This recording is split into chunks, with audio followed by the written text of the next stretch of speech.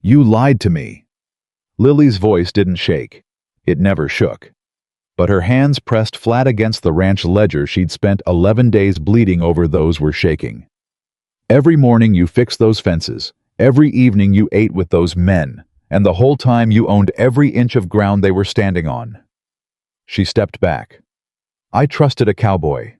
I didn't sign up to trust the richest man in the West. Caleb Anderson didn't look away.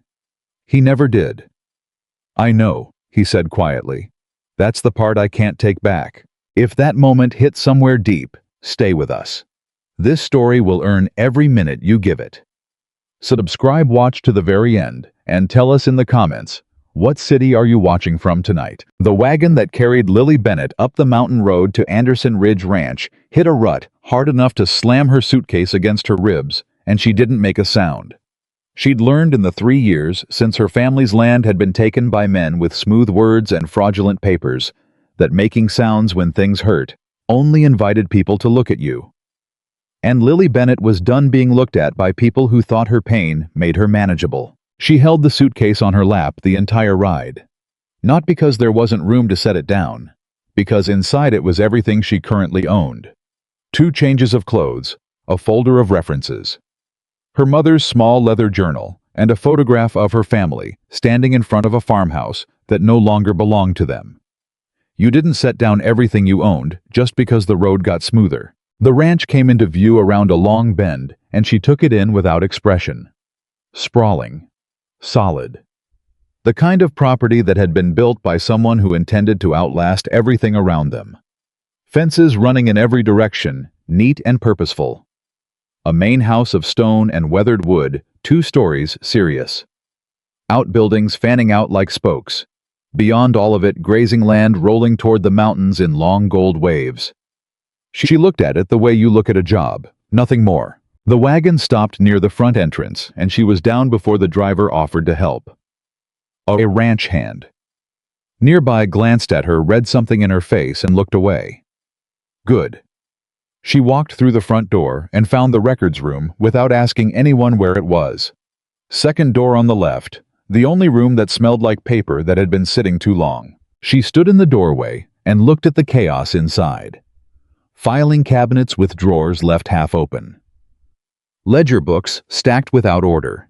Loose papers sitting on top of folders that were sitting on top of other loose papers. The particular disaster of a system that had been neglected long enough that neglect had become its own system. She removed her coat, hung it on the hook by the door, and got to work. She had been at the filing cabinet for less than 40 minutes when she found the first problem, and it was not the kind of problem that announced itself quietly. A land contract for the Eastern Pasture section, dated June of 1884, showed a transfer of usage rights to a company called Meridian Holdings for 3 years at a specified rate. Standard enough on its face. But the corresponding payment ledger showed no payments from Meridian Holdings for the entire period. Not reduced payments. Not late payments. Nothing. Not $1. She pulled the ledger and set it beside the contract and looked at both of them for a long moment. Then she went back to the cabinet and started pulling everything with Meridian Holdings on it. 3 more contracts. Same structure. Rights transferred. No payments recorded. She was so deep in what she was reading that she didn't notice anyone in the doorway until she heard boots stop on the wooden floor behind her. She turned. A man was leaning against the doorframe. Tall, lean, somewhere in his mid-30s. Hat pushed back slightly. His shirt had been mended at the left elbow with thread that didn't quite match the kind of mending you did yourself late by bad light. His hands were at his sides, but his eyes were doing something his posture wasn't. His eyes were moving over the room with a speed and precision that had nothing lazy in it. Office is usually empty this time of day. His voice was quiet. Not soft quiet. The difference being that soft implies uncertainty, and this voice implied the opposite. I'm the new records clerk. She held up the ledger slightly. Trying to understand what I'm working with. He glanced at the ledger, then back at her face. Find anything interesting? Something about the way he asked it stopped her for just a half second. Not casual, not performative, genuinely interested and careful about it the way a person is careful when the answer matters more than they want to show. I just started, she said. He nodded. Didn't push.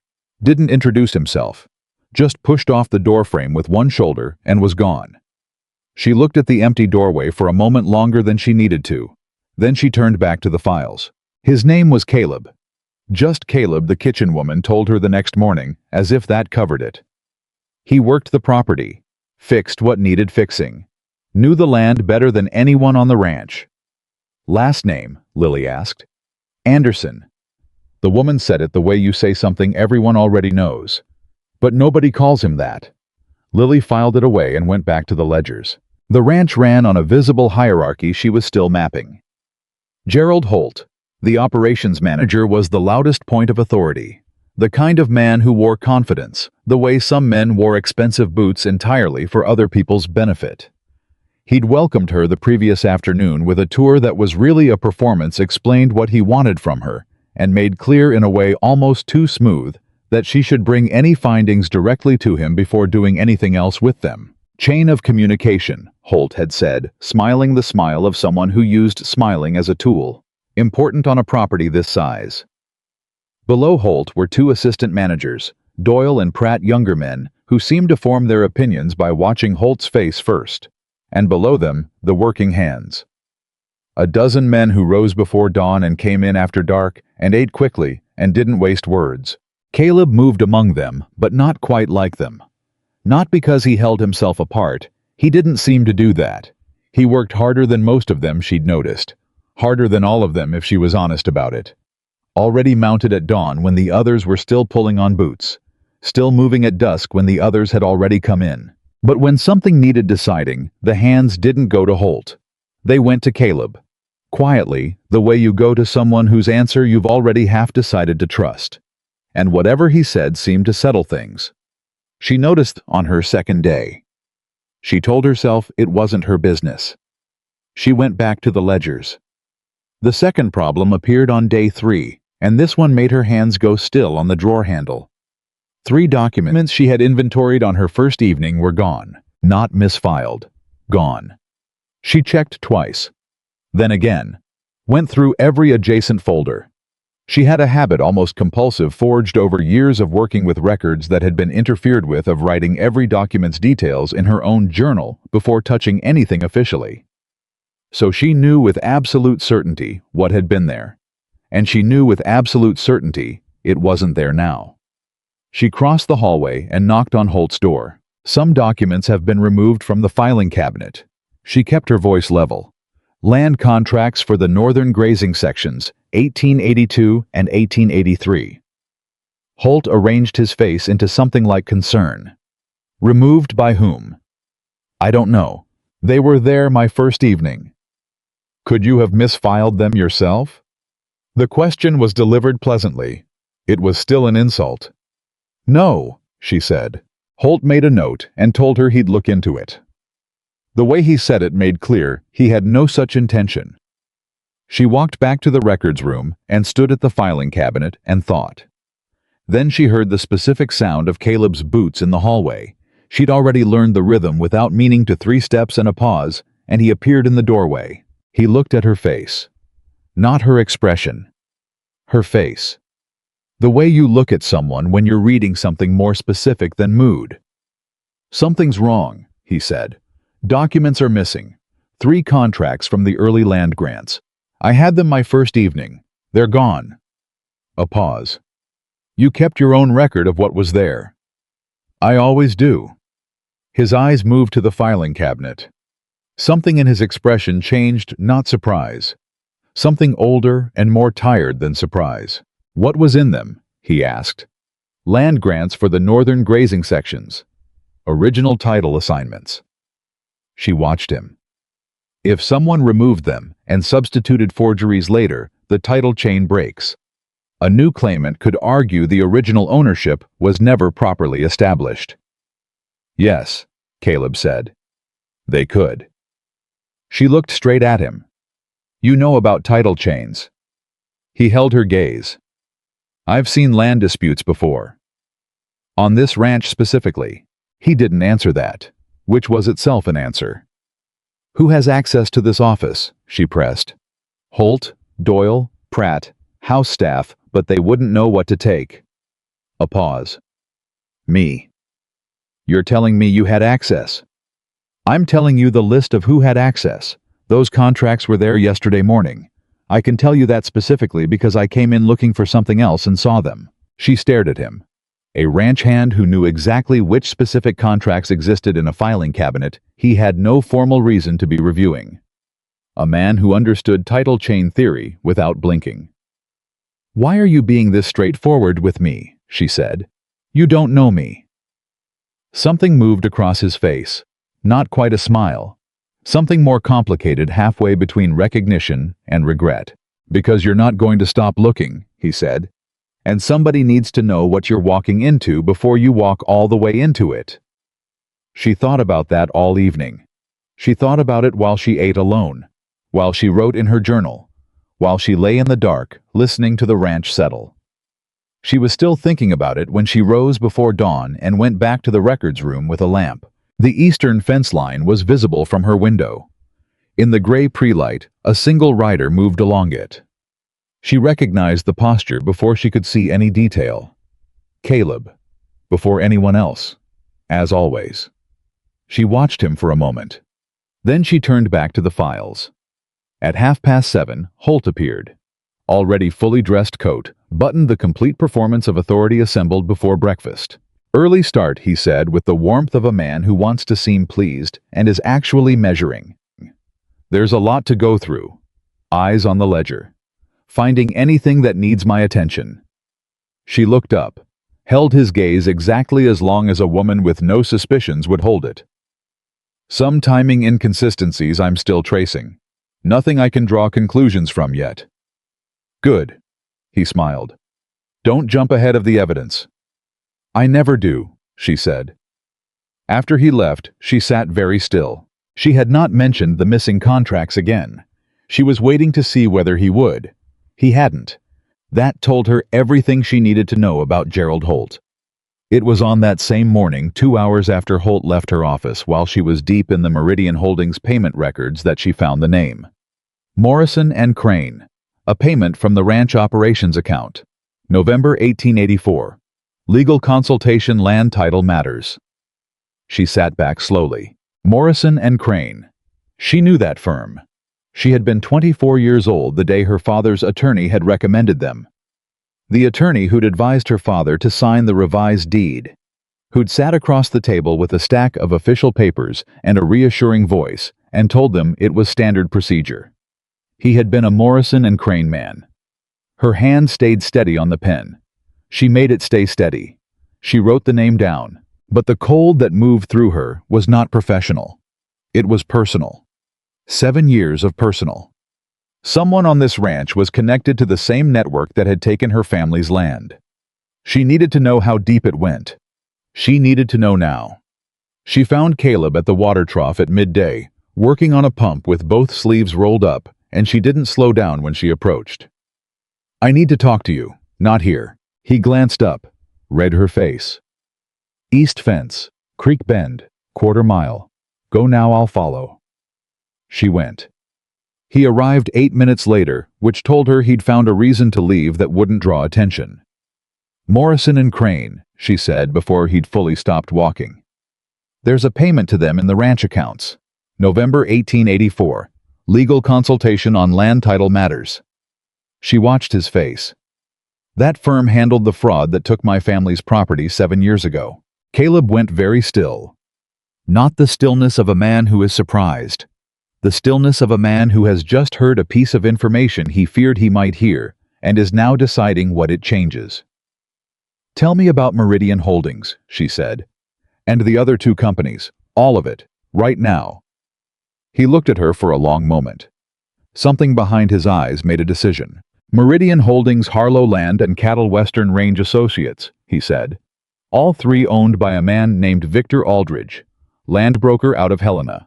His method is to establish usage rights through contracts that look legitimate but are structured so that after a certain period, he can argue they've matured into something more permanent. He's done it on 3 other properties in this territory. 2 owners didn't find out until he filed title claims in court. The third lost the land.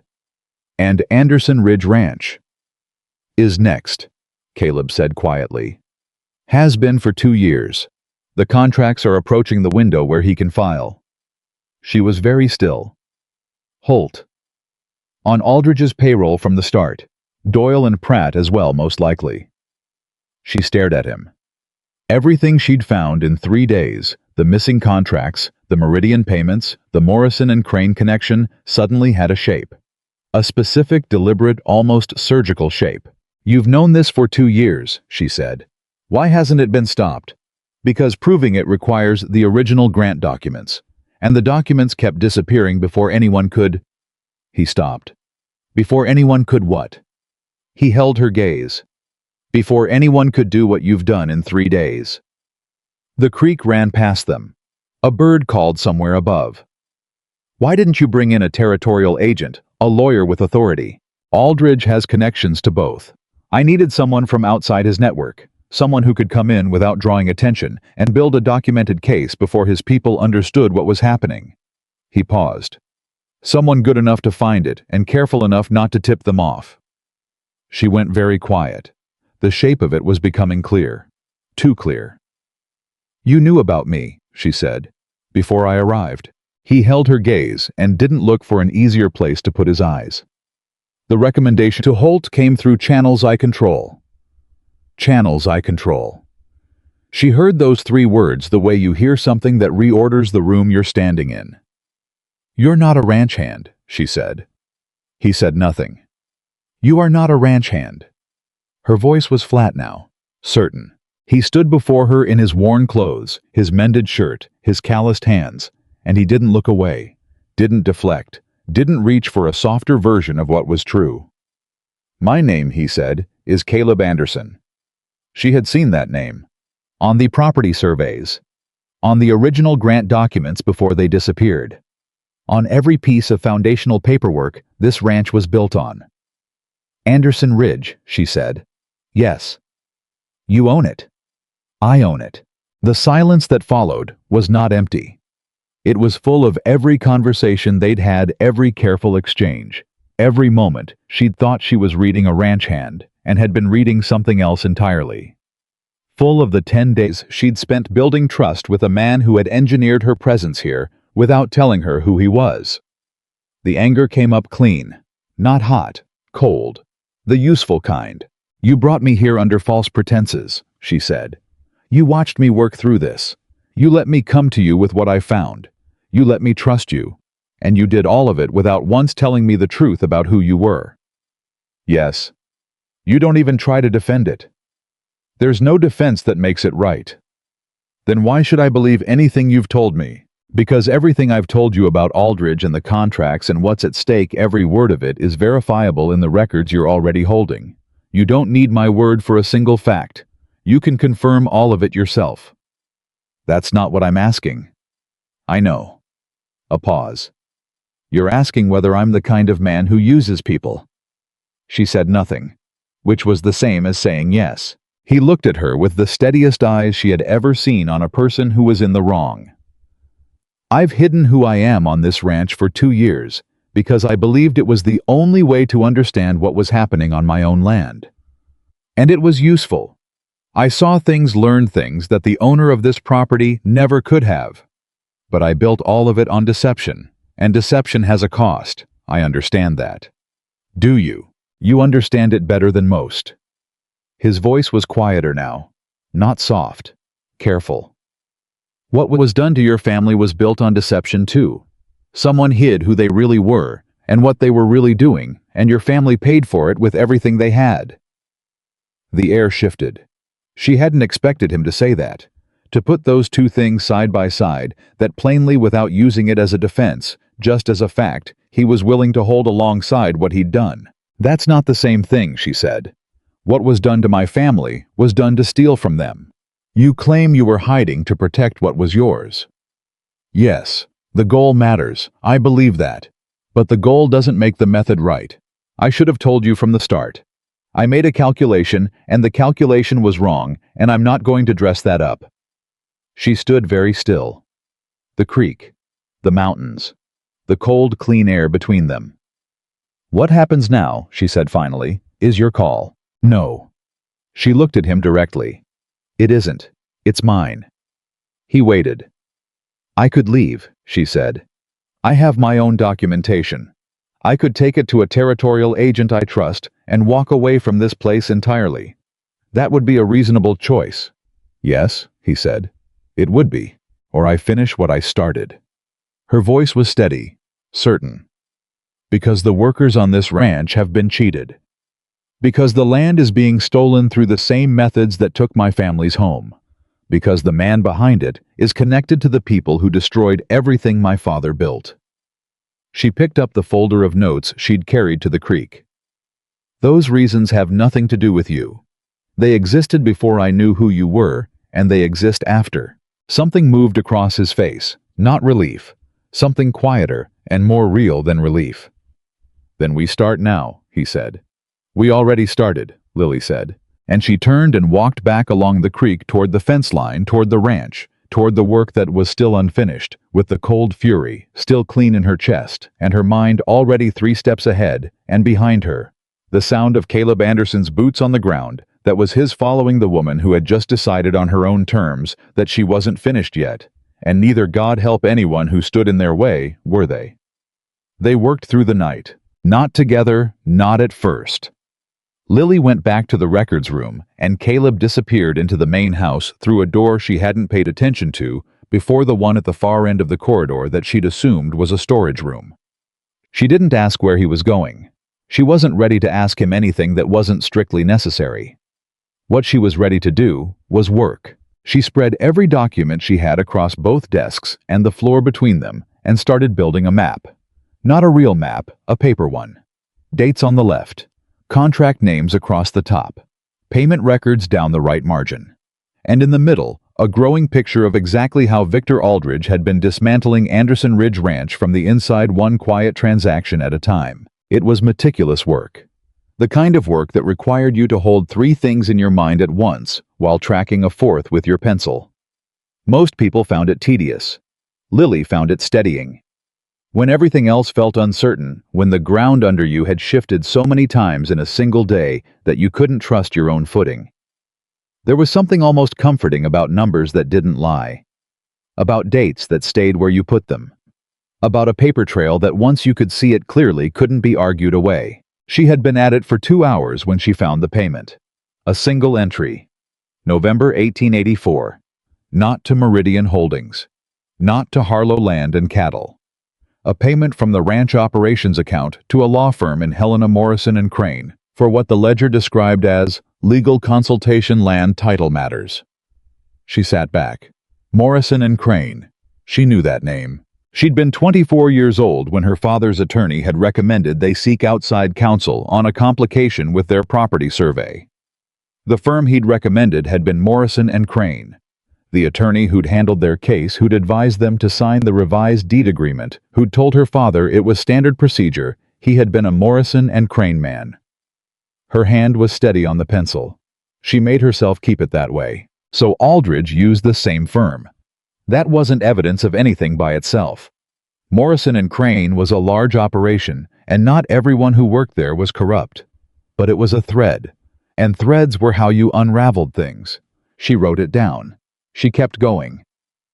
Caleb reappeared in the doorway at 10:30, carrying 2 tin cups of coffee, and looking like a man who had also been working hard, and was now deciding how to re-enter a room where he wasn't sure of his welcome.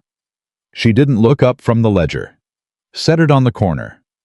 He set both cups on the corner of the desk and looked at the spread of documents across the floor. She heard him take in a breath, not surprise exactly, more like recognition. Morrison and Crane, she said. There's a payment to them in November of 1884. Legal consultation on land title matters. A pause. I know.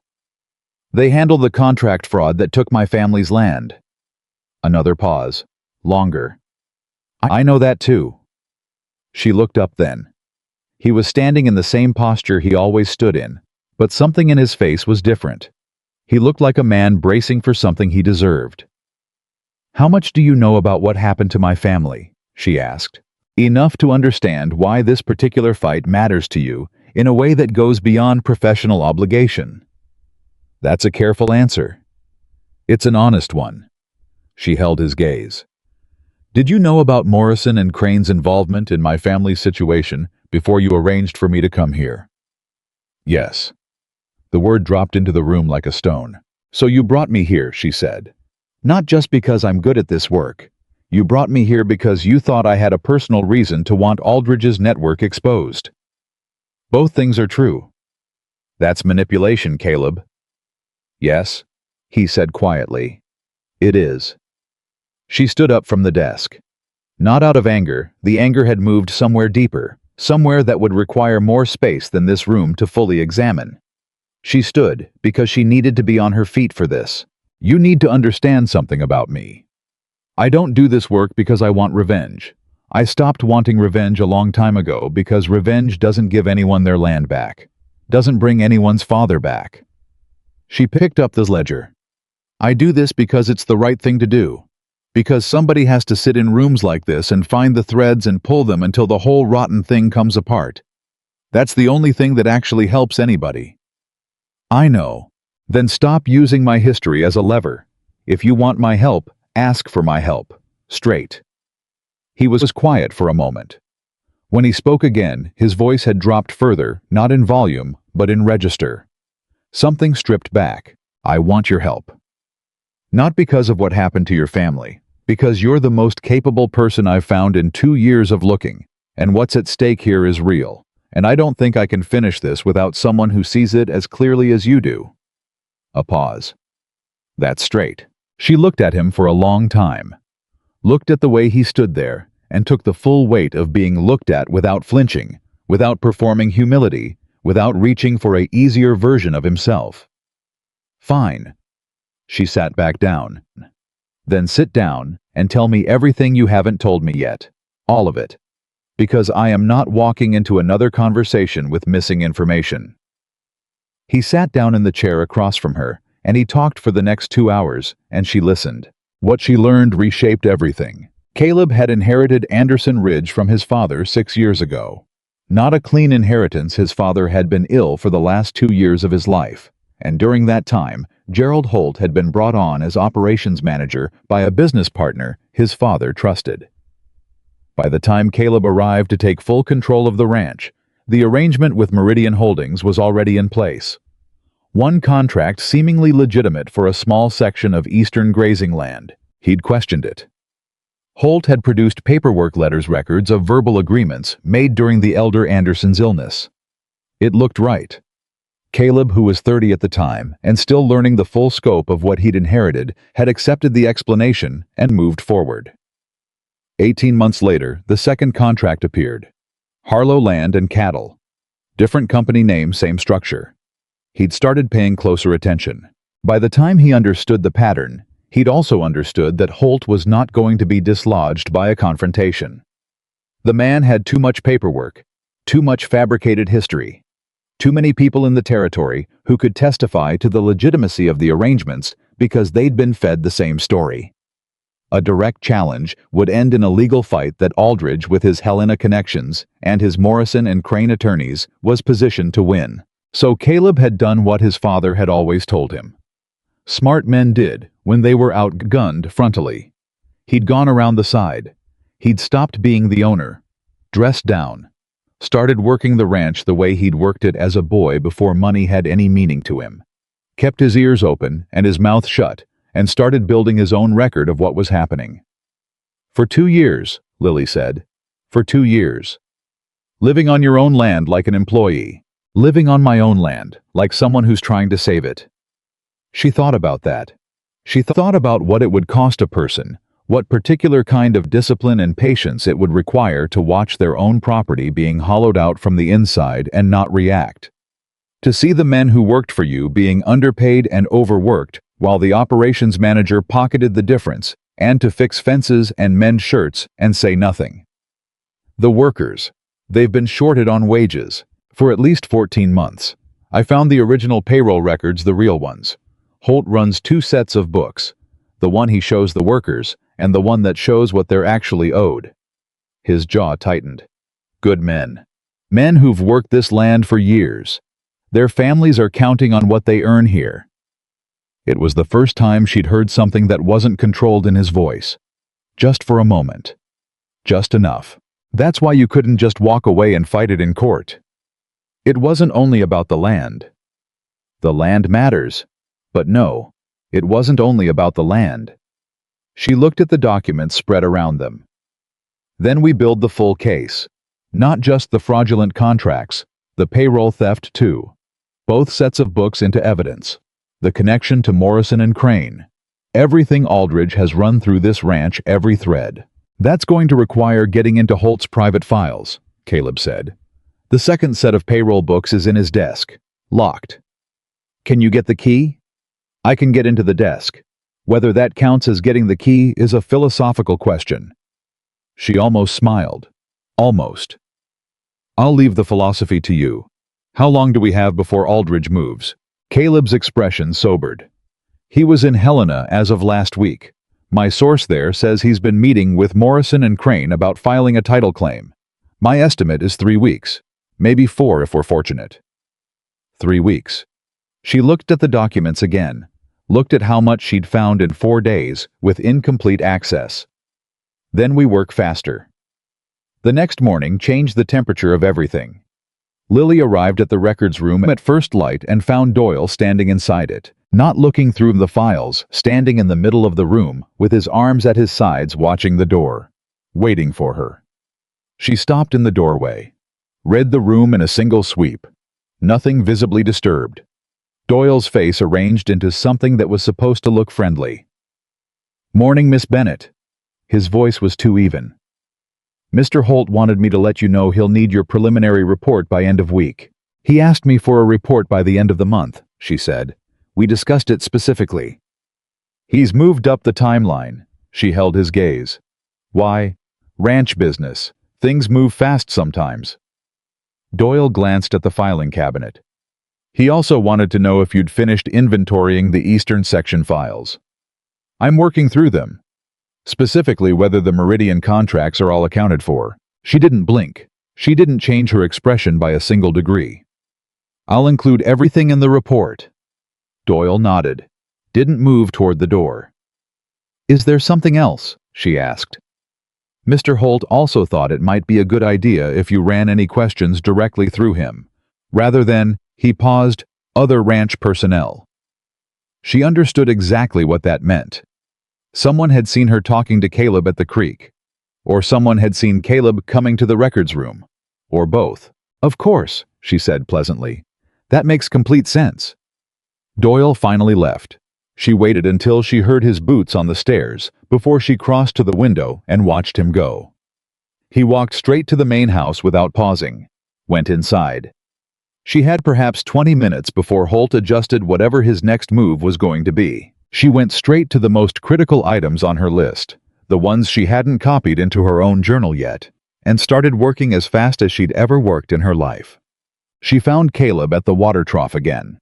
It had become the safe place for brief contact, neither of them going out of their way to reach it, both of them finding legitimate reasons to pass through. "Doyle was in the records room this morning," she said quietly, not breaking stride as she passed. "They're watching me. They may already be moving to restrict my access." Caleb's hands kept working on the pump fitting. "How much do you still need?" "The second payroll ledger, the letters between Holt and Aldridge if there are any, and I need dates on when those original grant documents disappeared, whether it happened before I arrived or after." "The letters are in the desk. I can get them tonight." "We need to be careful. If Holt thinks I've found more than I've shown him." "He already thinks that." Caleb set down the wrench. "That's why Doyle was there this morning." She stopped walking. "What do you mean he already thinks that?" "Pratt has been going through your room." Caleb's voice was flat, factual. "Once in the evening after you'd gone to dinner once yesterday afternoon while you were in the records room. I noticed both times." The cold that moved through her was not fear. It was closer to fury, and she had learned long ago to keep fury quiet. "My journal. The one you keep on you." "Yes." "Then they haven't found it." "But they know I'm keeping records outside the official files." They suspect it. There's a difference. He picked up the wrench again. But the window is getting smaller. We need the payroll ledger and the letters tonight. She walked on toward the main house. Her steps were even. Her face was easy. Every muscle in her body was a controlled, deliberate choice. She'd been in tighter spots than this. She'd also been in tighter spots and lost. The difference this time was that she knew what she was up against before the trap closed completely. Just so. That evening, she did something she hadn't planned to do. She went to the bunkhouse. Not because Caleb had suggested it. He hadn't. But she'd been thinking since that morning about what he'd said about the workers, about the men who'd been shorted on their wages for over a year, whose families were counting on money that wasn't coming to them. And she'd been thinking about the fact that she was sitting in a records room building a legal case that would, if successful, eventually help them. Eventually. After courts and processes and time. And she thought about what it had been like for her family during the time they'd believed help was coming. How long those months had felt. How many meals had been smaller than they should have been. She knocked on the bunkhouse door frame. A man with gray at his temples looked up from where he was seated. "I'm the records clerk," she said. "I've been going through the payroll documentation. I need to ask a few questions routine for the files. Shouldn't take long." The man studied her. She held his gaze openly the way you do when you have nothing to hide. "Roy Sumner," he said finally. "I've been on this ranch 9 years." "Good. Then you know the history well. Can I ask about the pay schedule? When payments changed, if they changed?" He looked at her for another moment. Then he pulled out the chair across from him, and she sat down, and Roy Sumner, 9-year hand on Anderson Ridge Ranch, started talking. What he told her made the cold fury burn twice as bright. The pay cuts had started 16 months ago. Not announced as cuts, Holt had explained there was a temporary adjustment due to difficult market conditions. The adjustment had never adjusted back. The men had pushed back twice. Holt had threatened both times that the ranch was barely breaking even and layoffs were the alternative. Men with families chose to stay. They always did. Roy Sumner had 3 children. The youngest was 6 years old. His wife took in mending to cover what the wage reduction had taken away. Lily kept her face professional and her handwriting steady, and she wrote down every word he said. When she stood to leave, Roy Sumner looked at her with an expression that was somewhere between hope and the particular wariness of someone who has learned the cost of hoping. "Are you going to be able to do something about this?" he asked. "I'm working on it," she said. "Don't change anything you're doing. Don't tell anyone we talked. Can you do that?" He nodded slowly. She walked back to the main house in the dark, and she thought about Roy Sumner's 6-year-old, and she thought about the lawyer who'd sat across from her father with a stack of official papers and a reassuring smile, and she thought, "Not this time. Not on this ranch. Not while I'm standing on it." Caleb got the letters. She didn't ask how. She'd told him she was leaving the methods to him, and she meant it. What mattered was that at midnight, he appeared at the records room door with a folded packet of correspondence that, when she spread it under the lamp, told a story that was even colder than she'd expected. Aldridge and Holt had been corresponding for 3 years. Not obliquely, with blunt clarity about what they intended and how they intended to get it done.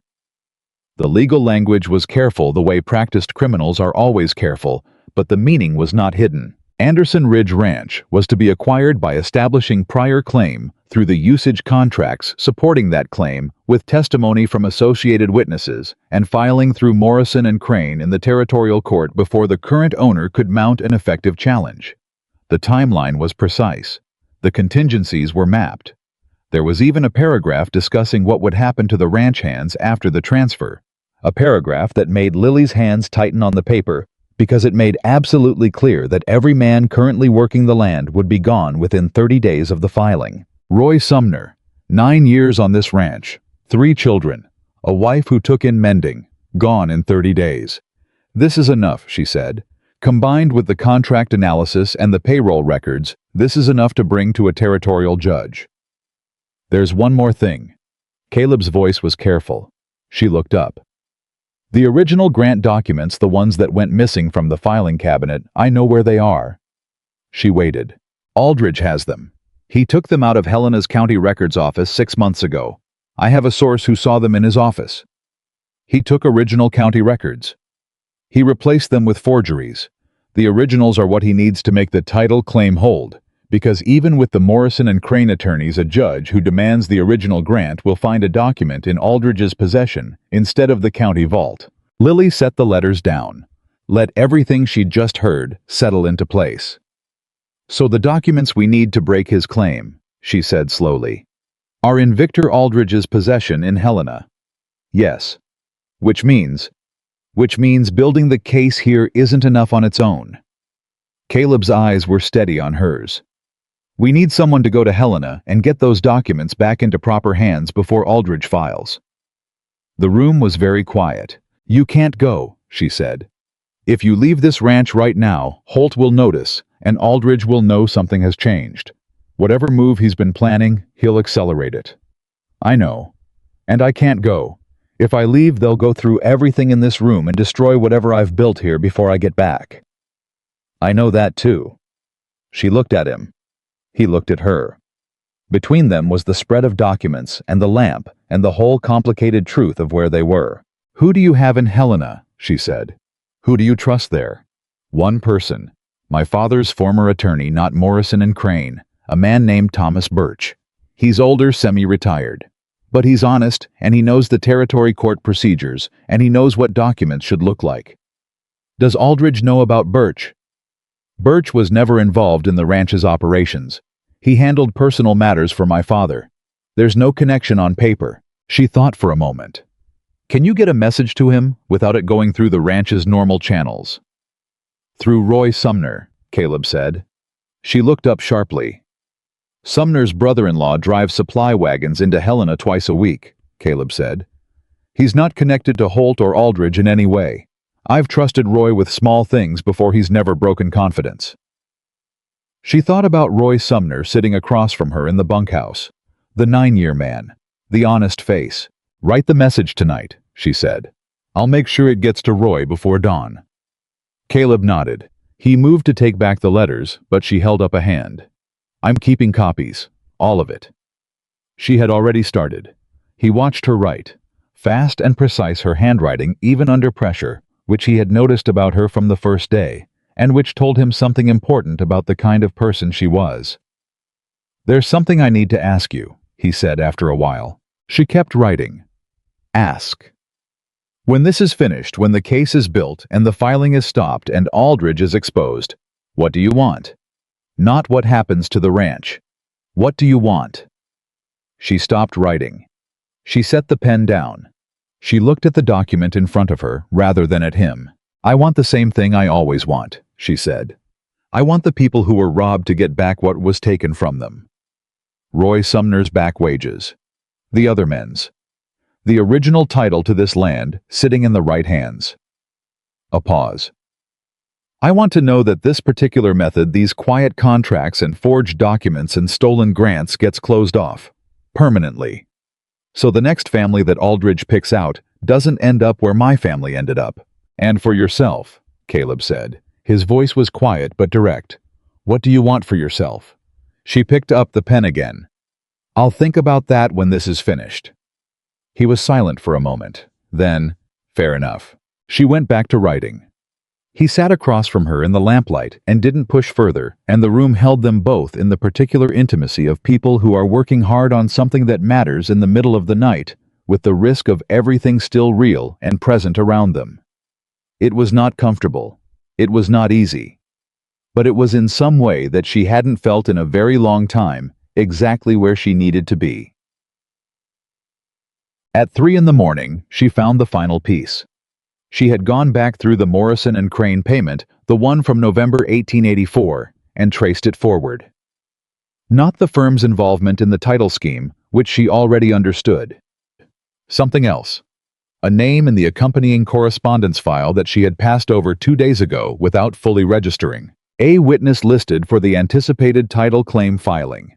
Someone who could testify to the history of the usage arrangements, to the legitimacy of the contracts, to the chain of possession.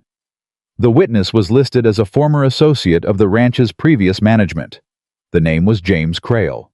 She knew that name. James Crail had been her father's business partner. He had been in the room when the fraudulent contract was signed. He had been the one who'd recommended the Morrison and Crane attorney. He hadn't just been a bystander to what happened to her family. He had been part of it. She sat very still for a long time. Then she picked up her pen, and with a hand that was completely steady, she wrote the name down. She would think about what it meant later. Right now, she wrote it down and kept moving because that was what you did when the work wasn't finished. You kept your hands moving and your eyes clear, and you did not let the personal cost of what you were finding pull you under before the job was done. She kept moving. Outside the ranch was dark and silent. Somewhere in that darkness, Caleb Anderson was writing a letter to a man named Thomas Birch, asking him to do something that could change everything. And in 3 weeks, maybe 4. If they were fortunate, Victor Aldridge was going to walk into a courthouse in Helena, expecting to own Anderson Ridge Ranch. He was going to be wrong. Lily intended to make absolutely certain of that, and when the lamp finally burned low at 4 in the morning, she closed her journal, pressed her palm flat against the cover, and made herself a promise that she had no intention of breaking. Part 3. The Truth Behind the Quiet Cowboy. She slept 3 hours, maybe less. When she woke, the ranch was already moving boots on floorboards, the distant sound of horses being brought out, the smell of coffee from the kitchen drifting under the door. She lay still for exactly 30 seconds, reviewing everything she knew, everything she needed, everything that could go wrong today. Then she got up dressed, pinned her journal inside her coat, and went to find Roy Sumner. How was at the stable as she'd guessed. Early riser, 9-year man. She'd figured that out about him from the way he'd talked the previous evening, the kind of man who showed up before he was required to, not because anyone was watching, but because that was simply who he was. She walked past him without stopping close enough to pass him the folded letter. "Your brother-in-law," she said quietly, eyes forward. "Today, if possible." Roy's hand closed around the letter without a pause in his movements. He didn't look at her. "He leaves at 7, he said in the same low register. "Good." She kept walking. That was the first thing done. The second thing was harder. Gerald Holt called her into his office at 8 o'clock sharp.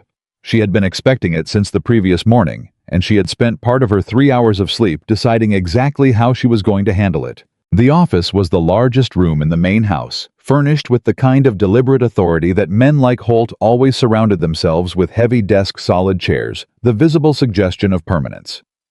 He was standing when she arrived, which was also deliberate. A small power calculation. "Miss Bennett." He gestured toward the chair across from his desk.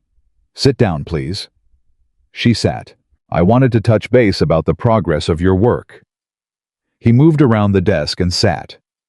Put his hands flat on the surface in a way that was supposed to suggest ease and suggested the opposite. "You've been here just over a week. I'd like to hear what you found." "I've been working through the land contract files," she said. "The filing system was significantly disorganized. I've completed an initial inventory, and I'm now working on reconciling the payment records against contract obligations." "And what are you finding in that reconciliation?" She held his gaze. "Some discrepancies that need more documentation before I can draw conclusions." "What kind of discrepancies?" "Timing issues mostly. Payments recorded in different periods than the corresponding contracts would suggest. It may be accounting methodology rather than error." Holt studied her face. She gave him nothing to read. "The Meridian Holdings contracts specifically," he said. "Where do those stand?" "In my inventory." She kept her voice even. "I'll have a full accounting in my report. I've moved the deadline up, end of week." "You mentioned that. I'll do my best."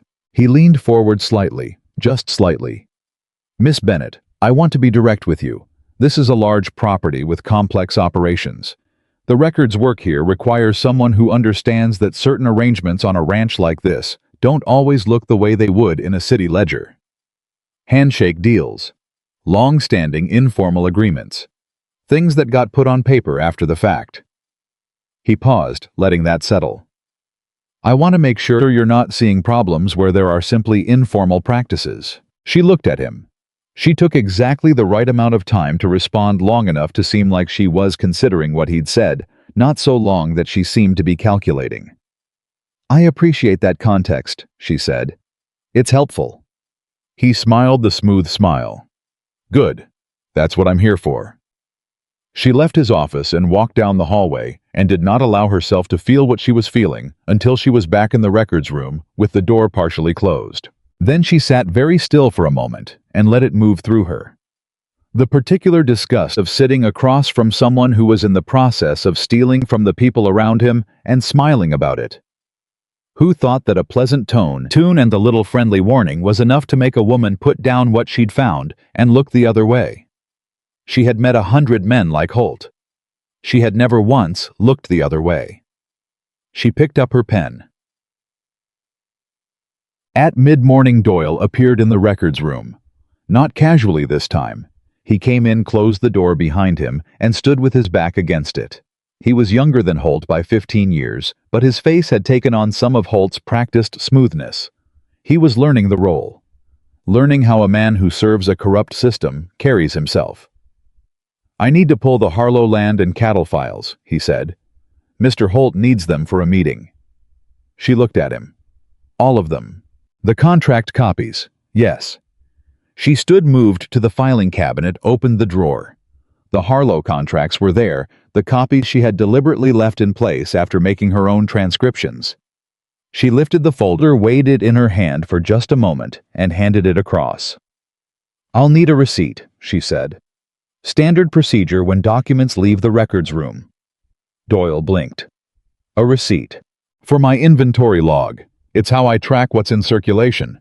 If Holt's meeting requires the originals, I just need a note that they left the room and who has them." A pause. He hadn't expected this. She could see him working through whether to push back and deciding it would look strange if he did. "Fine," he said. She tore a sheet from her working log, wrote the date. The document description, Doyle's name and Holt's name as the requesting party, and held it out. Doyle signed it without looking at it closely. She thanked him pleasantly, and he left with the folder. She sat back down. She had made 3 complete copies of everything in that folder 4 days ago. Doyle had just signed a document confirming he'd removed the originals from the records room on Holt's instructions. That receipt would matter later. The message from Thomas Birch arrived in 3 days, which was faster than either of them had dared hope. It came back the same way Caleb's letter had gone out, through Roy Sumner's brother-in-law, tucked inside a supply invoice. Caleb brought it to her at the creek bend, the same spot they'd stood in when he'd told her who he was. He handed her the folded paper without preamble. She read it standing up. Thomas Birch was 71 years old, semi-retired, and had been waiting for 2 years to hear exactly what he had just read. He had, it turned out, already had suspicions about the Morrison and Crane involvement in Anderson Ridge's affairs. Caleb's father had written to him near the end of his life, with concerns that hadn't been specific enough to act on, but had never left Birch's mind. He had contacts in the Territorial Land Office. He knew which judge in Helena was not connected to Aldridge's network. And he confirmed what Caleb had told her about the original grant documents. He had a source inside the county records office who had noticed the substitution when it happened and had quietly kept a record of it, uncertain what to do with the information and afraid to bring it to anyone who might be connected to the wrong people. That source was willing to testify, in writing under oath if it came to that. Lily lowered the letter. "He can do this," she said. "He can do this," Caleb confirmed. "We need to get him everything we have. The full documentation. The letters between Holt and Aldridge. The payroll evidence. The contract analysis." She was already running through it in her mind. "It needs to go in the next supply run." "That's 4 days. I know." She looked up at him. "Can you hold Holt off for 4 days?" Caleb's eyes were steady. "I've been holding him off for 2 years. 4 days is manageable." She almost smiled. "Don't get comfortable." He did smile. Just barely. Just enough. She folded the letter and put it inside her coat next to her journal. The 4th day was when everything broke open. She was at her desk at 9:30 in the morning when she heard voices in the hallway. Not the usual level of ranch house conversation, but raised, compressed the sound of men who are trying to argue and keep it quiet at the same time. She set down her pen and listened. Holt's voice, and another voice she didn't recognize. She moved to the doorway and looked down the hall. Holt was standing outside his office with a man she had never seen before. Tall, well-dressed in the way of city money, with the particular bearing of someone accustomed to other people adjusting their position when he entered a room. I was speaking to Holt in the compressed, controlled tone of a man who is angry and has decided that showing it plainly would cost him something. She pulled back slightly so she wasn't visible from the hallway. "The timeline moves up," the well-dressed man was saying. "This week, not next." "That's not the documentation, isn't. The documentation is sufficient. Morrison and Crane have reviewed everything. There are still issues with the original grant. We have the originals." The voice was flat. "That problem is handled. What I need from you is confirmation that the operational record supports the claim. Can you provide that or not?" A pause. "Yes." Holt's voice had gone smaller. "Yes, I can provide that." "Good. Then we file Thursday." Thursday. Today was Monday. 3 days. She moved back to her desk, sat down, and for exactly 15 seconds allowed herself to feel the full weight of what she'd just heard. The well-dressed man was Aldridge. It had to be. And he was filing Thursday, which meant she had 72 hours to get everything to Thomas Birch, not 4 days. 72 hours. She opened her journal and started writing. She needed Caleb, immediately. But she couldn't go to him, not with Aldridge in the house, not with Holt already on high alert. Every move she made in the next hour was going to be observed, so she did the only thing she could do. She kept working. Visibly, calmly, audibly, she let Doyle see her at the filing cabinet when he passed, let the kitchen woman see her at the records room desk when she brought a midday tray. She made herself look like a woman who had no idea that anything had changed. And she wrote Caleb a note in the margin of a supply list that she passed to Roy Sumner's hand at the kitchen door without breaking stride the way she'd learned to do it fast and unremarkable. Roy delivered it. 40 minutes later, she found a folded paper under the corner of her ink blotter, placed there by hands she hadn't seen in a moment she'd apparently missed. She unfolded it without lifting it from the desk. One word: tonight. Aldridge stayed for dinner. She knew because she could hear the dining room from the records room, the particular sound of a formal meal, the quality of the silence between courses that meant people were being careful about what they said in front of the serving staff. She stayed in the records room through the dinner hour working, and nobody came to check on her, which told her Holt thought she was contained. He thought his little speech about informal arrangements had landed. He thought she was a professional who understood which side of the bread the butter was on and had made her peace with it. That was fine. Let him think that. At 9 o'clock the house began to quiet. She heard Aldridge being shown to the guest room at the end of the upstairs hall.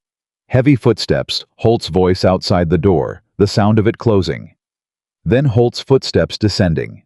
His office door. Silence. She waited another 45 minutes. Then she picked up her compiled documentation, every page, every copy, organized, and indexed the way she had organized it over the past 10 days, tucked it inside her coat, and went looking for Caleb. He was in the barn, not hiding, working by lamplight on a piece of tack that genuinely needed attention. He looked up when she came in, read her face, and set the tack down. "Aldridge is here," she said. "He's filing Thursday." Caleb went still. Not surprised she could see he'd been preparing for something like this since the note, but still. "Thursday," he repeated. "He has the original grant documents. He confirmed it to Holt this afternoon." She pulled the compiled file from her coat. "This needs to get to Birch tomorrow morning, first light." Caleb looked at the file. He understood what it represented: 10 days of her work, the whole case, everything they'd built. "Roy's brother-in-law doesn't run until Wednesday," he said. "I know. That's too late."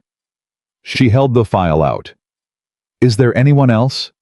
Anyone who can get to Helena by tomorrow night?" A pause. Caleb looked at the file, then at her, and something moved across his face. A decision being made. "I'll go myself," he said. "If you disappear from this ranch, I won't disappear. I'll ride out on regular ranch business. There's a supply issue at the Northern Line shack that's been pending. Anyone would expect me to go check on it. I take the East Trail, which puts me 3 miles from the Helena Road by mid-morning." He looked at her steadily. "I can be at Birch's office by tomorrow afternoon. Holt will notice you're gone. Holt will notice a ranch hand is running an errand. That's all." His voice was certain. "I've been a ranch hand for 2 years. One more day won't break the story." She looked at him. She looked at the file in her hand. She thought about everything that was riding on the next 48 hours. Roy Sumner's back wages, the 9 other men who'd been shorted the title to this ranch, the original grant documents sitting in Aldridge's possession like stolen children. She thought about Thursday. "Go," she said, and handed him the file. He took it. Their hands overlapped for a moment on the papers, his rough and calloused, hers ink-stained at the right forefinger. Neither of them moved for just a second. Then he tucked the file inside his own coat, and the moment passed. "Keep Holt calm," he said. "Keep working. Don't let him know anything has changed. I know how to do this." "I know you do." He paused. Lily. It was the first time he'd used her name. Just her name without anything attached to it. She looked at it. "Whatever happens in Helena," he said quietly, "I want you to know that what you've built here, those 10 days of work, it's the most thorough case I've ever seen constructed under these conditions. Your father would have been proud of you." The air went out of the barn for a moment. She hadn't expected that.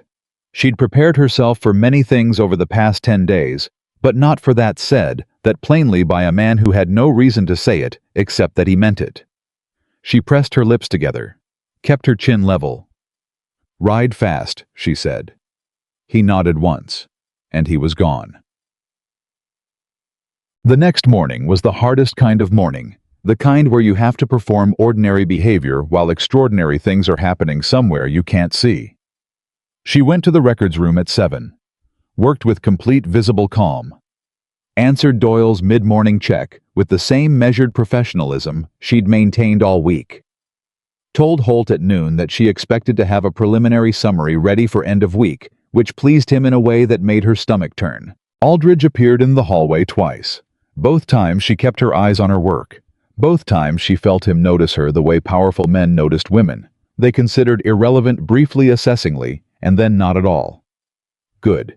She needed to be irrelevant to him for exactly one more day. That afternoon Pratt came to the records room with a request that she sign a statement confirming that the ranch's current land contracts were in order and that the payment records were consistent with the contract terms.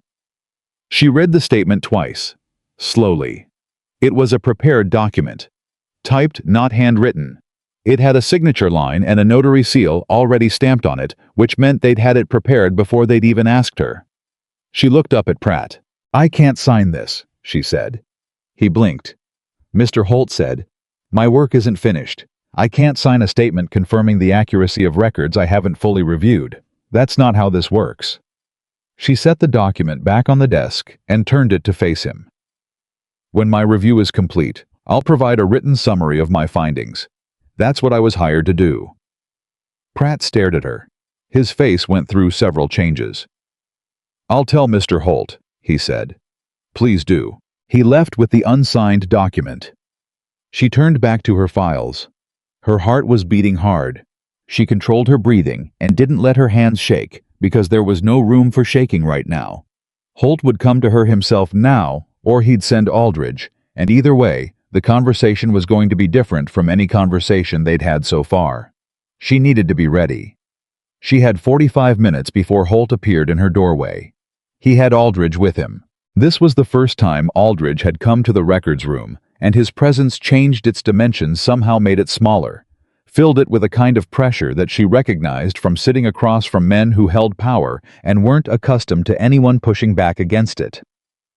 "Miss Bennett." Holt's voice was still smooth, but the warmth was gone now, just the surface. "I understand there's been some confusion about the statement." "No confusion," she said. "I haven't completed my review. I can't certify records I haven't finished examining. The review is complete enough for our purposes." Holt moved a step into the room. We need the certification for a legal process with a time-sensitive deadline. What legal process? A pause. Aldridge spoke for the first time. His voice was measured and deliberate, the voice of a man who had conducted this kind of conversation many times. A title certification for the Territorial Land Office, Aldridge said. Routine matter. Your signature confirms that the operational records support the property's documented ownership history. That's all. I'm not authorized to certify ownership history, she said. That's a legal determination, not a records function. I can confirm what documents are present and what they say. I cannot certify that they're accurate or legally sufficient. Aldridge looked at her. Really looked at her for the first time. She held his gaze completely. Who hired you? He asked. I was engaged through Mr. Holt's correspondence with a county records clerk in Billings who provided my reference. And before that, where have you worked? Various ranches and land offices throughout the territory. My references are in Mr. Holt's files. She paused. Is there something specific about my qualifications that concerns you? The question was polite. It was also, and she intended it to be a challenge. She watched him register it. No, he said after a moment. Nothing specific. He looked at Holt. A communication passed between them that she wasn't supposed to understand. She understood it perfectly. They had just decided she was a problem. We'll revisit this tomorrow, Holt said. Take the evening to reconsider your position. They left. She sat in the silence they'd left behind and breathed. Tomorrow. They needed her signature by tomorrow, by Thursday, when Aldridge planned to file. And if she wouldn't give it, they had two options. Find another way to authenticate the records, which would take time they didn't have. Or remove her from the situation entirely. She had to assume they were already considering the second option. She needed Caleb back.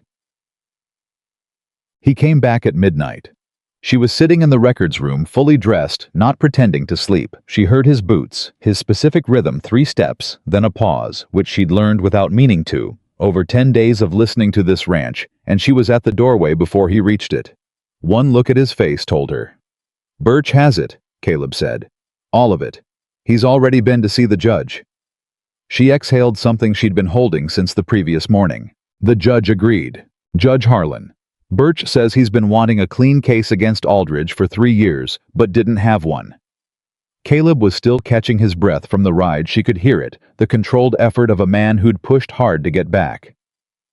Birch filed an emergency injunction this morning. It's already recorded. Aldridge cannot file Thursday. If he tries, he'll be filing directly into a court challenge that includes sworn testimony about the stolen grant documents and evidence of the forged replacements. Lily pressed her hand flat against the doorframe. Let herself feel for one moment the full relief of it. The county records witness. Birch has a sworn statement. The judge has already issued a preservation order. The forged documents in the county vault are now held as evidence, which means Aldridge can't get anyone to touch them without it going straight to the court. He'll know by morning, she said, when Morrison and Crane opens and finds the injunction waiting. Yes, and then he'll know someone gave Birch what he needed. Yes.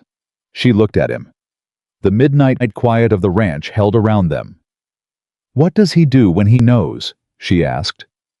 Caleb's face was very certain. He runs or he fights. Men like Aldridge always make that choice, and most of them choose to fight because they can't imagine losing. He paused. I'm counting on him making the wrong choice. She thought about that. About Aldridge's face in this room that afternoon. The measuring look, the pressure of his presence, the decision she'd seen him and Holt make about her in the second before they left. They're going to come for the records, she said. Tomorrow, when they find out about the injunction. Whatever is still in these files, they'll try to destroy it. I know. So we move it tonight. He looked at her. All of it. Everything critical. Not the decoys. Leave the copies I made of things they already know about, so the cabinet doesn't look empty. But the payroll records, the Holt-Aldridge correspondence, the receipts for what Doyle took, the full contract analysis, it all moves tonight. Where? She thought for a moment. Roy Sumner. Caleb was quiet for a beat. Then, his quarters in the bunkhouse. No one will search there without cause. And if they try, every man in that bunkhouse will know about it before it's finished. She looked at him. These men have a stake in this. They've been stolen from too. It's time they knew what's happening. Something shifted in Caleb's expression. The tiredness didn't leave. He'd ridden hard, and it showed, but something underneath it changed. Settled. They've been working this land for years, he said quietly. They deserve to know a long time ago. Yes, Lily said. They did. She turned back to the filing cabinet and started pulling the critical documents.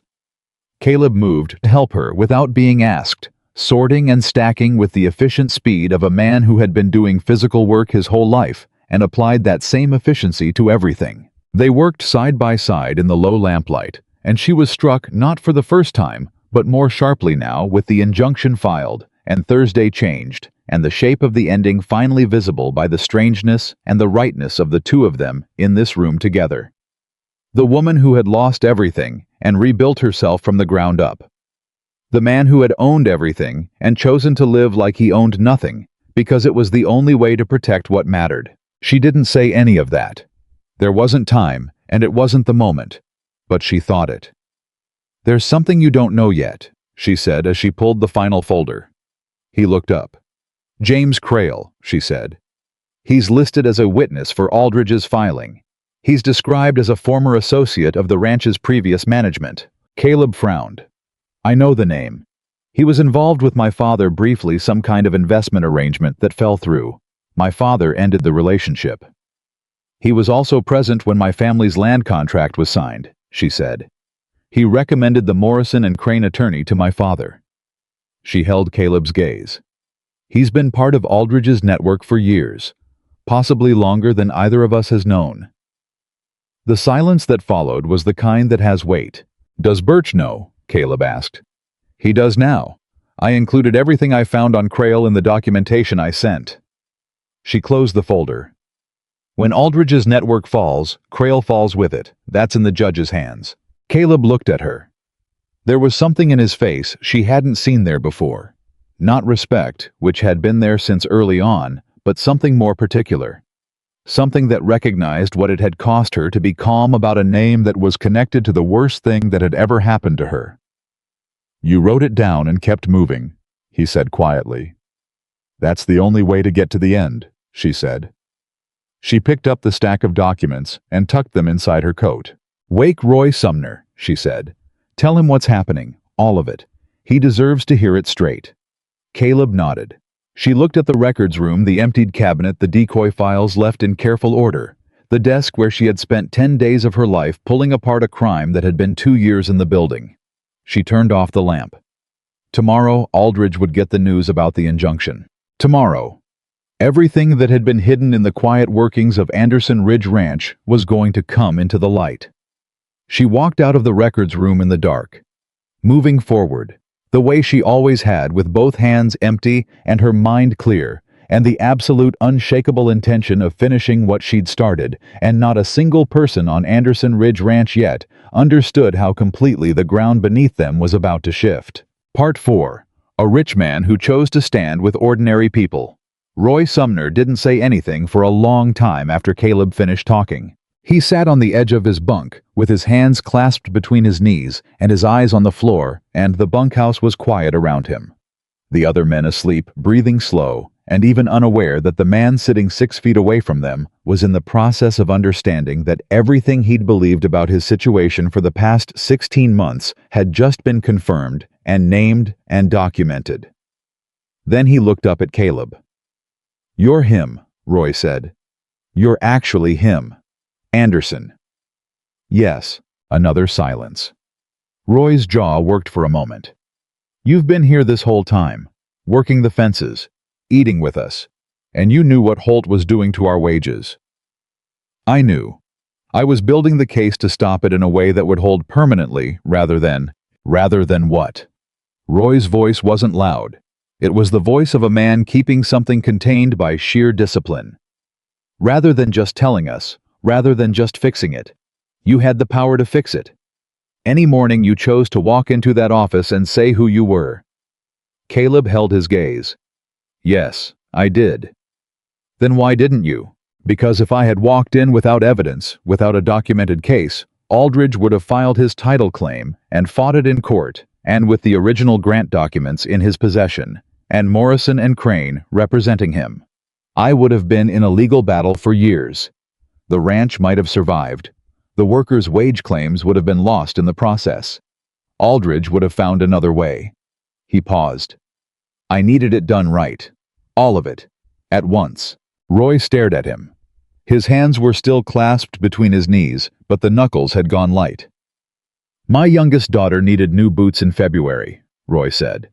She went 3 months without them because I couldn't cover it. My wife took in extra mending until her hands hurt at night. He stopped. Was that part of building the case right? The words landed exactly as they deserved to. Caleb didn't flinch away from them. He didn't offer another explanation or a defense. He let them sit between them in the dark bunkhouse, full weight, no cushion. No, Caleb said quietly. That wasn't part of anything. That was a cost your family paid that they shouldn't have had to pay. And I'm sorry for it. Straight, Roy. I'm sorry. Roy looked at him for a long time. The other men kept sleeping. What happens now? Roy finally asked. In the morning, Aldridge finds out there's an injunction filed against his title claim in Helena. When that happens, he and Holt are going to move fast to destroy whatever evidence is still on this ranch. Caleb looked at him steadily. The critical documentation is already out of the records room. But what I need from you and the other men is this: when it starts tomorrow, don't get out of the way. Roy's eyes sharpened. Meaning what exactly? Meaning Holt has operated on the assumption that the workers on this ranch will stay quiet because they're afraid of losing their jobs. That assumption ends tomorrow. When Aldridge makes his move, I need every man on this property to understand what's happening and why. I need you to know your wages are documented and recoverable. I need you to know the ranch is not going under. The title is being secured through the courts as of this morning. He paused. And I need Holt to see that he does not have a compliant workforce behind him anymore. Roy absorbed this. You want us to stand. I want you to stand, Caleb said. Only if you choose to. But yes. Another silence. Longer this time. Then Roy Sumner unclenched his hands and straightened his back and looked at Caleb Anderson the way a man looks when he's made a decision that surprised even himself by how simple it turned out to be. Wake the men, Roy said. I'll do it. The morning came hard. Lily was at the records room before 6, seated at her desk, documents arranged exactly as they'd been the previous afternoon, the decoy files in place, nothing visibly disturbed. Anyone glancing in would see the same careful records clerk at the same steady work. What they wouldn't see was that her hands under the desk were gripping each other. She heard the rider before she heard anything else. Fast hoofbeats coming in from the main road, a horse pushed hard over distance, the kind of arrival that precedes news. She went to the window without leaving her chair's sightline from the hall. A man she didn't recognize swung down from a lathered horse in the main yard. He went straight to the front door, straight past the hands without looking at them. Aldridge's man from Helena. It had to be. She heard the footsteps go up the stairs to the guest room. She sat very still and counted. 4 minutes. Then the guest room door opened. Aldridge's footsteps, she'd learned them heavier on the heel than most men, crossed the upstairs floor and came down the stairs and went directly to Holt's office without pausing. The door closed. She had perhaps 20 minutes before whatever they decided in that room became action. She used every second of it. She pulled the prepared summary she'd been building for 3 days. The complete case index, the timeline, the cross-reference of every piece of evidence organized so that any judge or territorial agent could follow it without her present to explain. And she made one final check. Every entry, every date, every name. James Crail was there. She didn't let her eyes linger on it. She closed the folder, tucked it inside her coat, and stood up. She walked out of the records room and down the hallway and out the front door of the main house into the full morning light, and she did it openly because there was no more reason to be careful about being seen.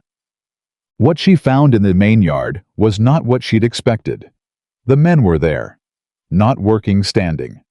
11 ranch hands in a loose configuration between the main house and the outbuildings, positioned without apparent coordination, but in a way that made it completely clear that nothing was going to move in or out of that yard without them being part of it.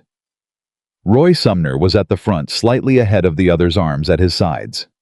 Caleb was standing with them, not in front of them, with them. Shoulder to shoulder with men he'd worked beside for 2 years in the same worn clothes with the same calloused hands.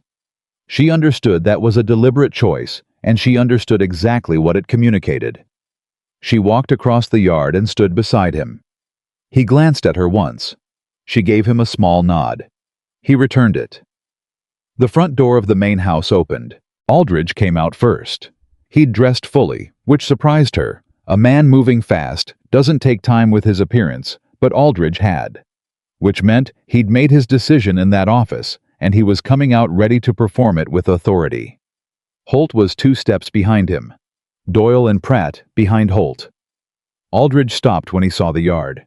The configuration of men registered on his face in a single passing expression. Surprise, recalculation, controlled response. And then the smooth authority returned, the way it always did with men who had practiced it long enough that it came back automatically. He looked at the workers. He looked at Lily. He looked at Caleb. And something shifted in his eyes. Not the look of a man who is recognizing a ranch hand. The look of a man who is recognizing for the first time that he has been reading this situation entirely wrong. "Anderson," Aldridge said. Flat, certain. Caleb didn't answer immediately. He let the name sit in the air between them for a moment.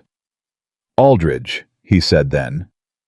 Holt made a sound behind Aldridge's shoulder, something between a word and not, and pressed his lips together. "I received some interesting news from Helena this morning," Aldridge said.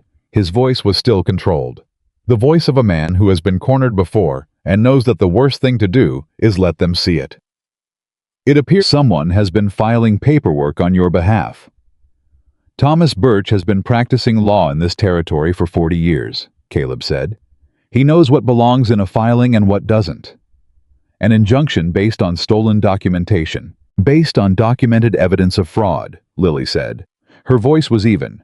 She wasn't performing calm, she had arrived at it the way you arrive at a place you've been traveling toward for a long time.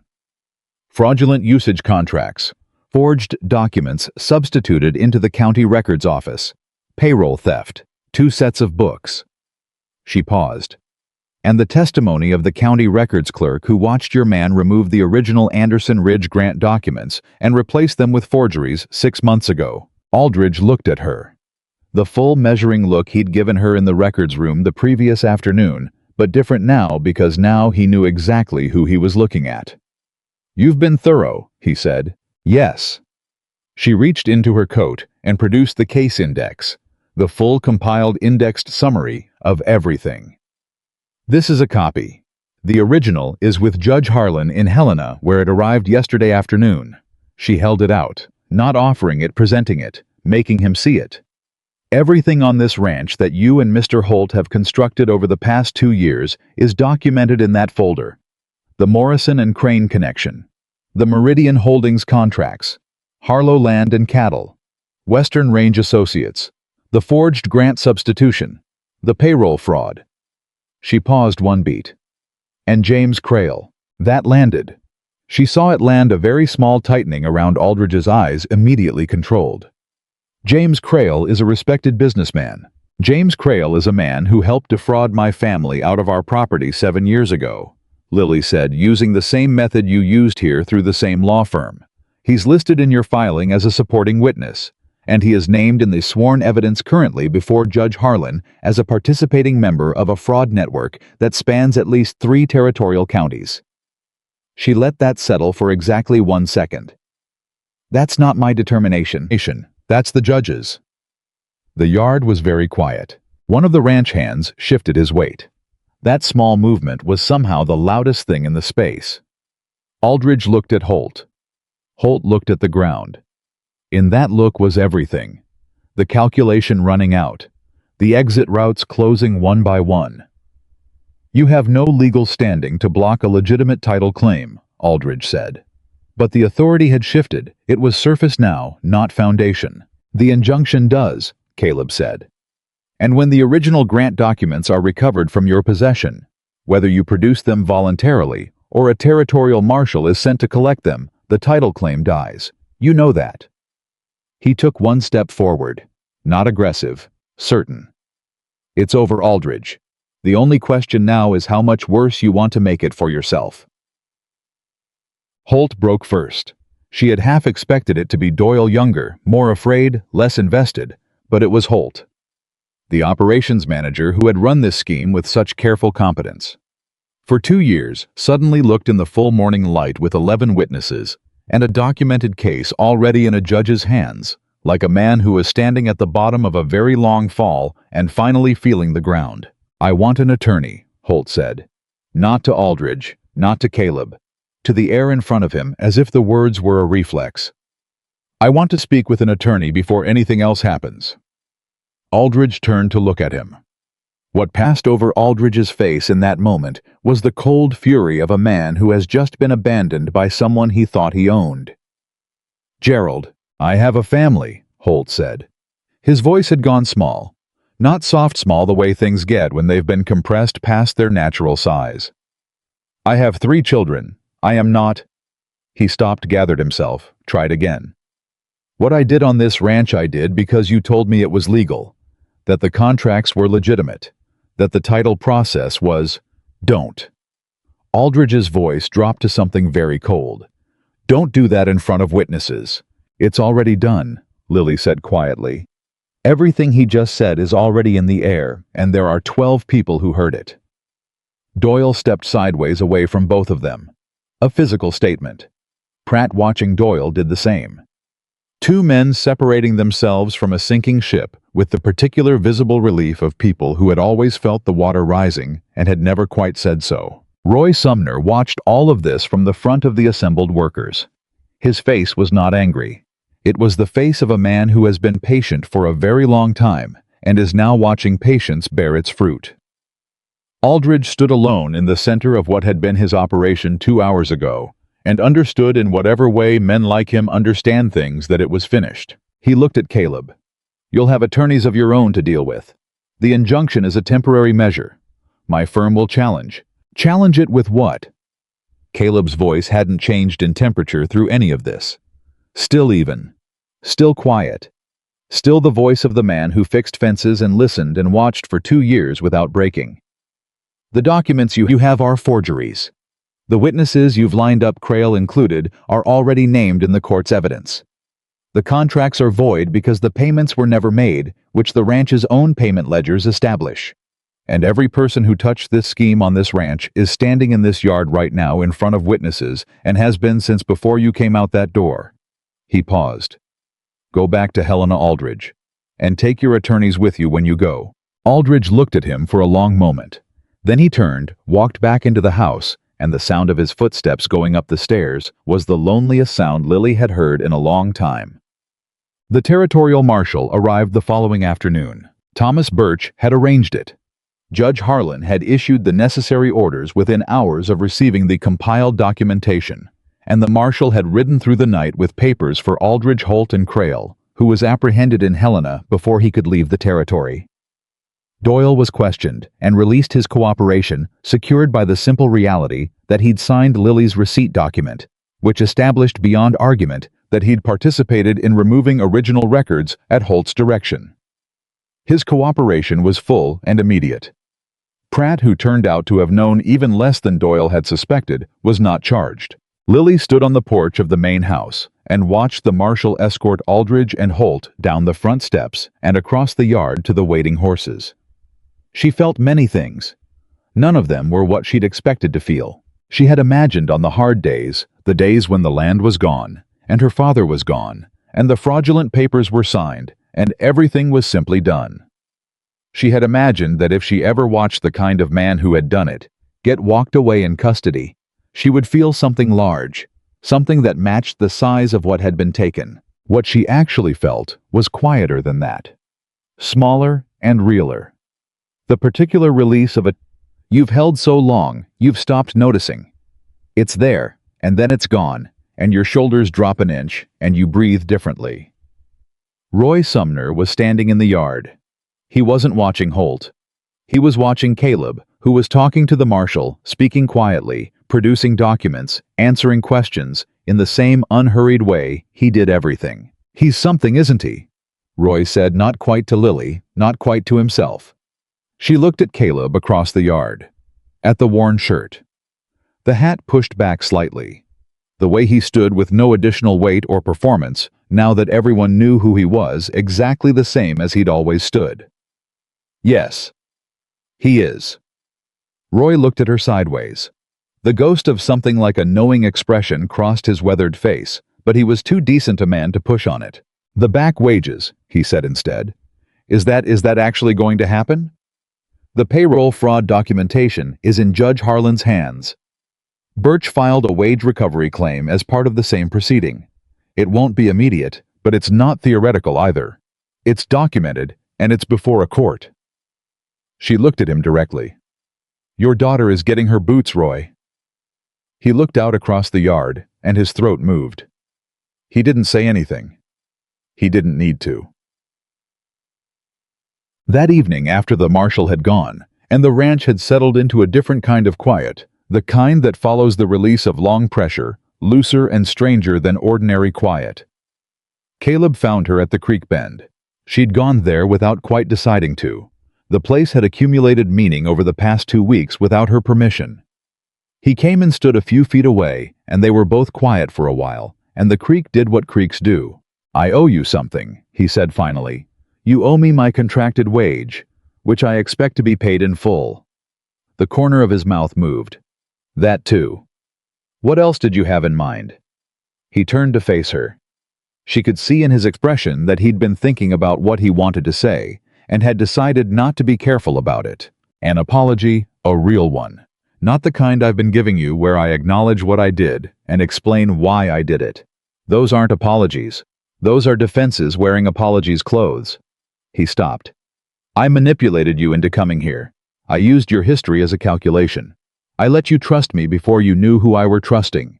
And none of my reasons for doing it make any of that right. That's what I want to say, without the explanation attached." She looked at him. "All right. All right you accept it, or all right you heard it. Both. And neither changes what happened, but both matter anyway." He nodded slowly. She turned back to the creek. The light was going long and gold across everything the way mountain evenings did when the season was right. "What happens to the ranch now?" she asked. "Now it runs properly." His voice was certain. "Full wages documented and paid on schedule. The usage rights contracts are void. I'll have Birch confirm that formally, but it's already established in the injunction. The eastern pasture, the northern grazing sections, all of it reverts to direct ranch operation." He paused. "I'll stop pretending to be a ranch hand." "Will you?" "I'll still work the land. That part wasn't pretending." A brief pause.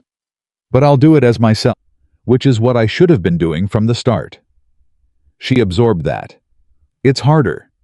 Being yourself. People relate to you differently when they know what you own. I know. Some of them will treat you better than you deserve. Others will resent what you have before you've done anything to deserve it. I know that too. And you can't unknow who's who. Once you've lived alongside people without the title, you know which ones showed you their real character. You can't pretend you don't know. He looked at her. Something in his face was very steady. That's true. Roy Sumner, for instance. I know exactly who Roy Sumner is. She almost smiled. Yes, you do. Another quiet. The comfortable kind which had taken 2 weeks to become possible between them, and had arrived without announcement. Your work here is technically complete, Caleb said carefully. Technically, she agreed. The records are in order. The case is built and filed. The immediate threat is handled. All of that is true. So you could leave. He wasn't performing casualness, just being direct about the shape of things. You have references now, a case that will be known in the territory's legal community. Birch has already said he'd recommend you to 3 colleagues. Birch told you that. He mentioned it when I was in his office. She turned to look at him fully. He met her eyes without flinching. You're asking me to stay. I'm telling you, you could leave. Those aren't the same thing. Caleb, I'm asking you to stay, he said, straight, no dress on it. Not because the ranch needs a records clerk, although it does. Not because there's more work that could use someone with your particular capability, although there is. Because He stopped. Chose his next words carefully, the way he chose everything. Because the past 2 weeks have been the first time in 2 years that I've been genuinely uncertain how a day was going to go. And I've found that I would like more days like that. She looked at him for a long time. She looked at the worn shirt and the calloused hands, and the face that had been the same face, whether he was fixing a pump, or confronting a fraud kingpin, or sitting across from a marshal, documenting a 2-year crime. The same face. She thought about what it had cost him to say that without softening it. He was a man who spent 2 years communicating in the minimum necessary words. That had been 4 sentences. I'll stay through the wage recovery process. To make sure it's handled correctly and the men receive what they're owed. His expression remained careful. And after that, he asked. She looked back at the creek. Ask me again after that. It was not a yes, it was also, and they both understood this, not a no. He nodded once, accepted it for what it was, which was exactly the right thing to do with it. Then I'll ask you again after that. They stood at the creek bend in the long mountain light. 2 people who had come to the same place from very different directions and found unexpectedly that the ground felt solid under both of them. Roy Sumner's daughter got her boots 3 weeks later when the first wage recovery payment cleared through Birch's office. Roy didn't tell anyone about it. He just showed up to work the following morning with a straighter back than he'd had in 16 months, and every man on the crew noticed, and nobody needed to ask why. Caleb was at the east fence line when Roy arrived that morning. He saw the change, and he understood it, and he went back to his work without saying a word about it. And that was the most eloquent thing he'd done in 2 years of deliberate silence. Lily at her desk in the properly organized records room of Anderson Ridge Ranch opened a fresh ledger and wrote the date at the top of the first page. She had a feeling she was going to need the whole book, and she was right, because what came next was not an ending so much as a beginning. And beginnings in Lily Bennett's experience always required more pages than you planned for. Part 5.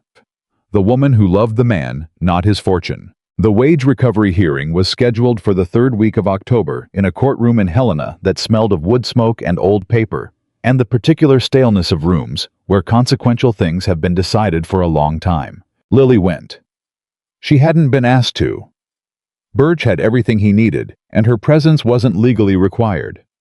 But Roy Sumner was going, and 4 of the other men were going. And she had spent 11 days building the case that was being argued in that room. And she was not the kind of woman who handed something off at the finish line and waited somewhere comfortable to hear the result. Caleb went too, not as the owner of Anderson Ridge Ranch, though that was what he was. He rode in with Roy and the other men in the same clothes he'd worn for 2 years on the same horse.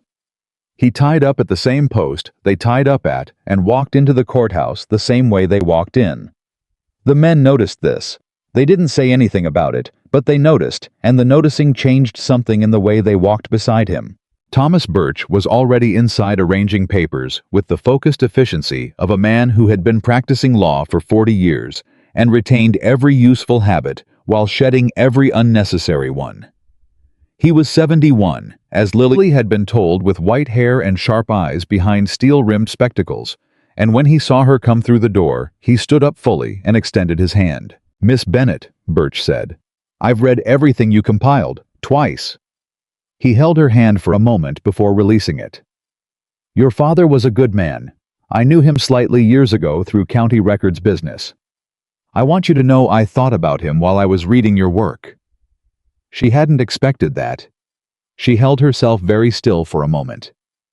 Thank you, she said. Birch nodded, once returned to his papers, and that was the end of it, said, and received and put where it belonged, the way good things should be handled. She sat down in the gallery beside Roy, and the hearing began.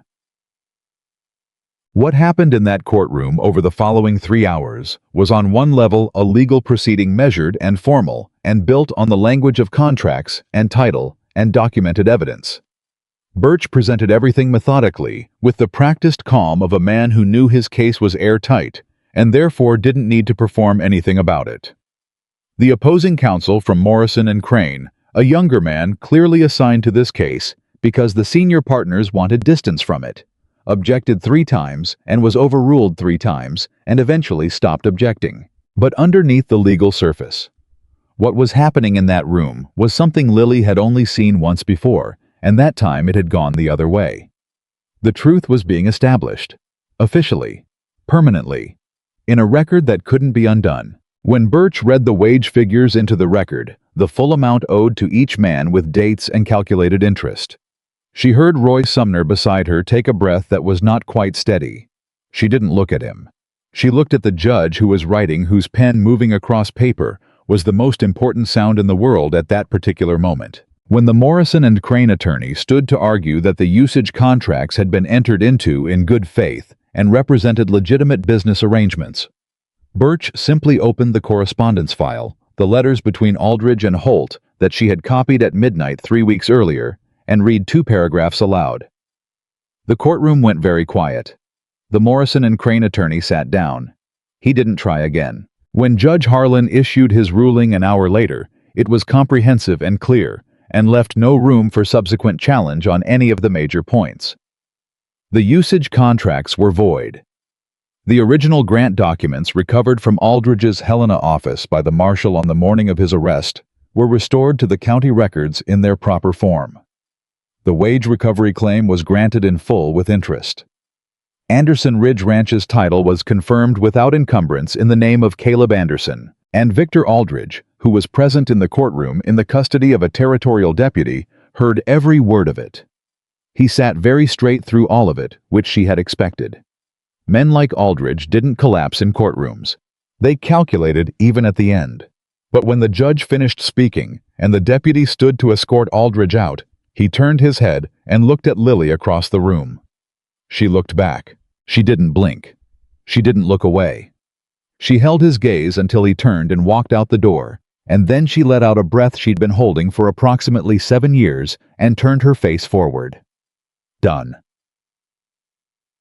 Outside on the courthouse steps, in the sharp October air, Roy Sumner shook Birch's hand for a long time. The other men stood around them in the particular looseness of people who have been carrying weight and have just put it down. Someone laughed, a real laugh, sudden and surprised at itself, and then someone else did, and for a moment the front steps of that Helena courthouse sounded almost festive, which Lily suspected was not their usual register. Caleb was standing slightly apart, the way he usually stood in groups, not excluded, just giving everyone else room. He was watching his men with an expression she had come to recognize over the past weeks. The one that wasn't quite a smile, but contained everything a smile would have. She walked over to him. "Your attorney is good," she said. "He is." A pause. "So is the person who gave him something to work with." "I just organized the records." Caleb looked at her sideways. "Don't do that." "Don't do what?" "Minimize what you did. You do it sometimes at the end of things. You put it away smaller than it actually was." His voice was even but direct. "What you did here was not clerical work. You built a case in 11 days that 2 years of my effort couldn't produce. Say that plainly." She was quiet for a moment. She wasn't accustomed to being called out on this particular habit, because most people didn't notice she had it. "All right," she said. "I built a case that put Aldridge in front of a judge and recovered 11 men's wages and secured the title to this ranch." "Yes," Caleb said. "You did. And I wanted in writing that you said that." The corner of his mouth moved, just barely. "I'll have Birch notarize it." She laughed, a real one which surprised her slightly. He looked at her when she laughed with the expression of a man who is seeing something he has been hoping to see, and is being careful not to make too much of seeing it, because that would make it smaller somehow. They were 3 days back from Helena when James Crail walked onto Anderson Ridge Ranch. Nobody had told her he was coming. Nobody had told Caleb either, which meant either Crail had managed to reach the ranch without going through normal channels, or someone on the property had helped him get there without announcing it. She found out about it from Roy, who came to the records room in the late afternoon with a look on his face that was caught between warning and apology. "There's a man asking for you," Roy said carefully. "At the bunkhouse. He gave his name as James Crail." She set down her pen. Let the name move through her the way cold water moves fast everywhere at once. "He asked for me specifically. By name. He said he needed to speak with Miss Bennet about a personal matter." She sat very still for a moment, reviewing her options, her breathing even and controlled.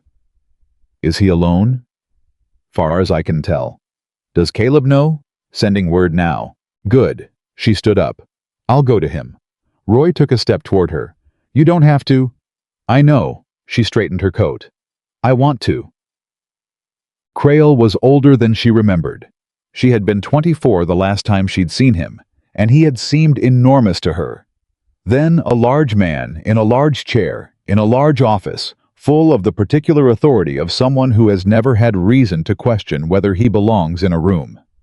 He was in his late 50s now, and what she saw across the yard was a man who had been large and had shrunk not in size, but in presence. As if the air that had filled him up had been let out slowly over the past years, a little at a time without him quite realizing it was happening, until he looked in a mirror one day and found someone he didn't recognize. He saw her coming, and he didn't move. He stood and took the full approach of her, which took courage. She gave him that.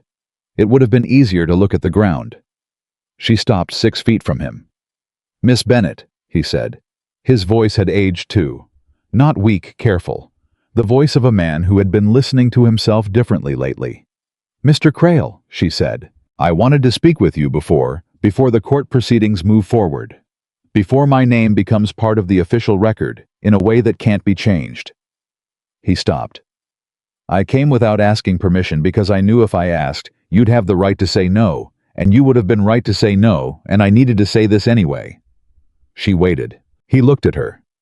"What was done to your family was wrong. I knew it was wrong when I did it. I told myself it was business, that your father would land on his feet, that people recover from these things." He paused. "I was a coward, and I was greedy, and I told myself a lie, so I didn't have to look at what I was actually doing." His voice had gone quieter with each sentence, as if the volume was being drawn out of it by the weight of what he was saying. "Your father was a good man. He didn't deserve what happened to him." The yard around them was completely still.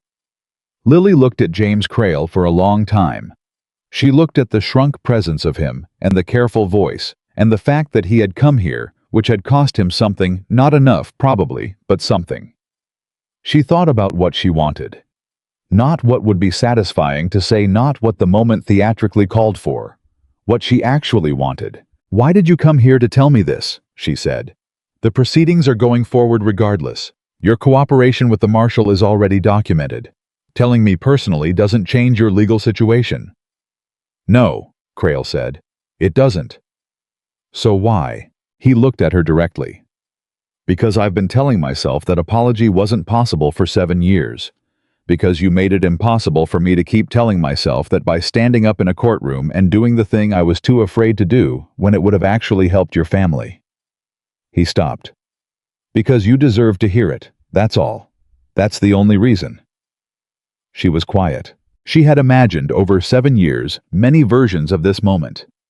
In some of them, she had been cold. In some, she had been devastating.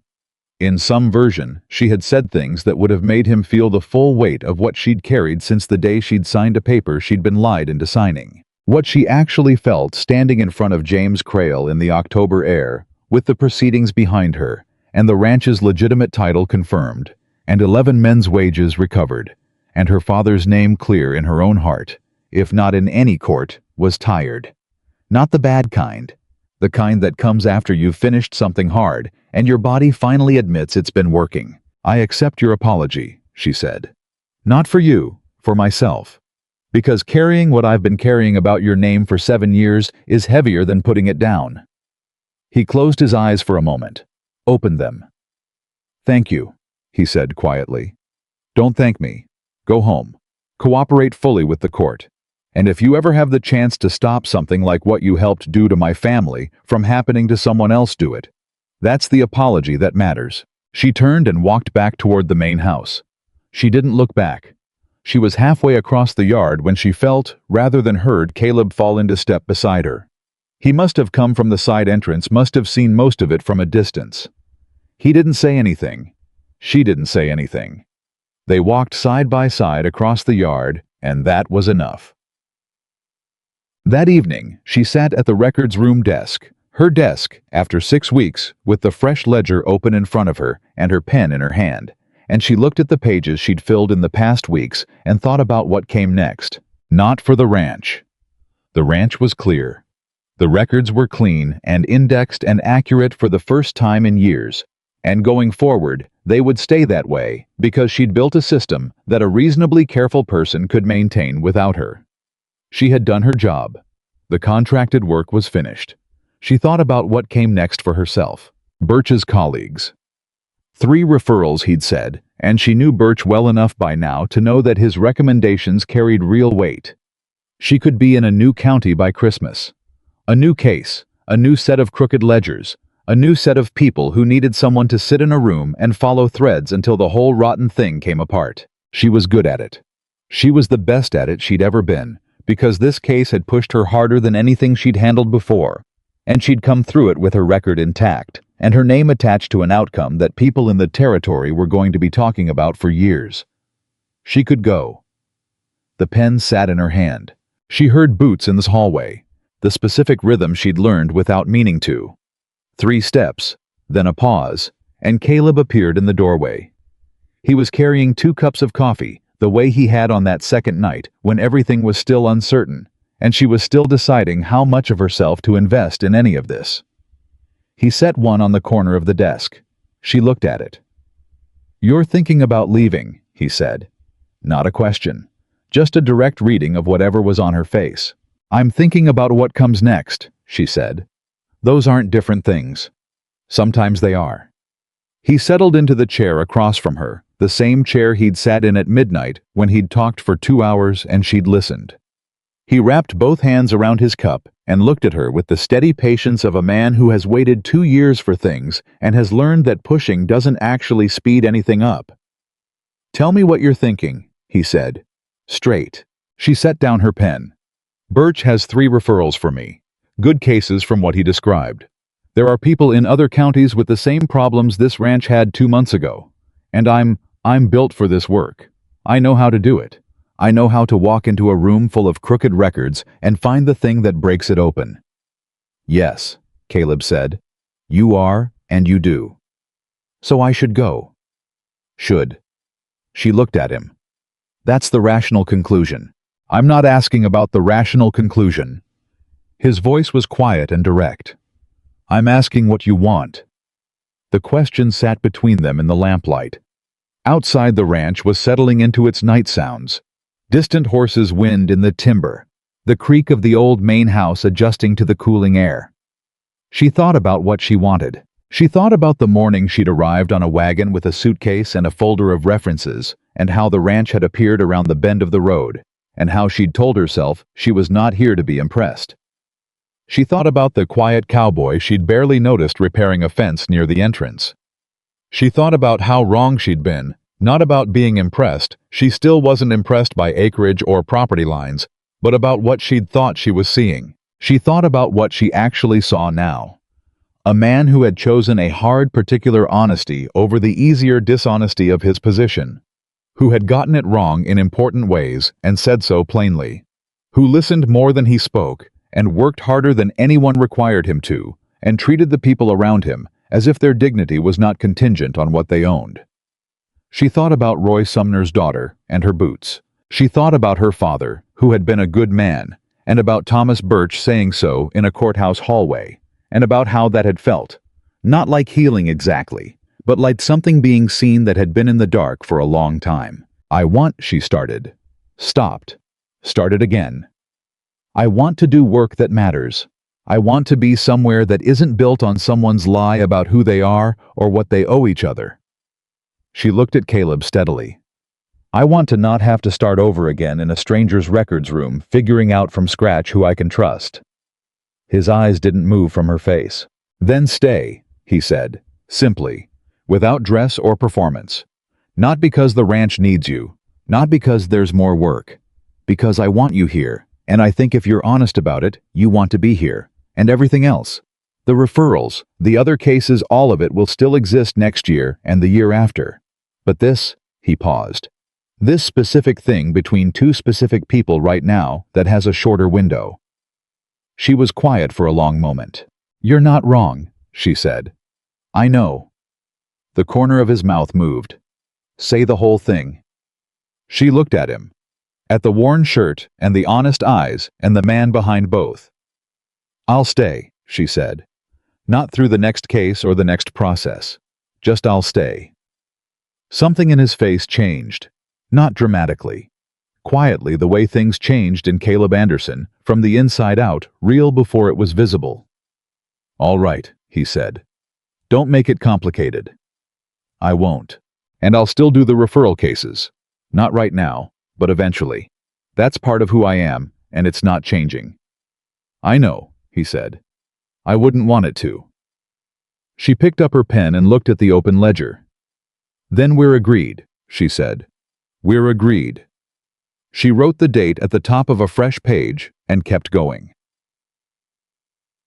6 months later, the story of Anderson Ridge Ranch had spread through the territory the way true stories spread, not in a straight line, but in the complicated overlapping way that happens when something touches many lives at once, and each person tells their piece of it to someone who tells it to someone else. What people said about it depended on who was telling it. The legal community talked about the injunction and the documentation and the speed with which Birch had moved. They talked about Judge Harlan's ruling as a landmark in territorial land fraud cases, the kind of precedent that would be cited for years. The ranching community talked about the wages and the title and the way Aldridge's network had been unraveled from the inside before it had a chance to fully close. Roy Sumner talked about it differently than anyone.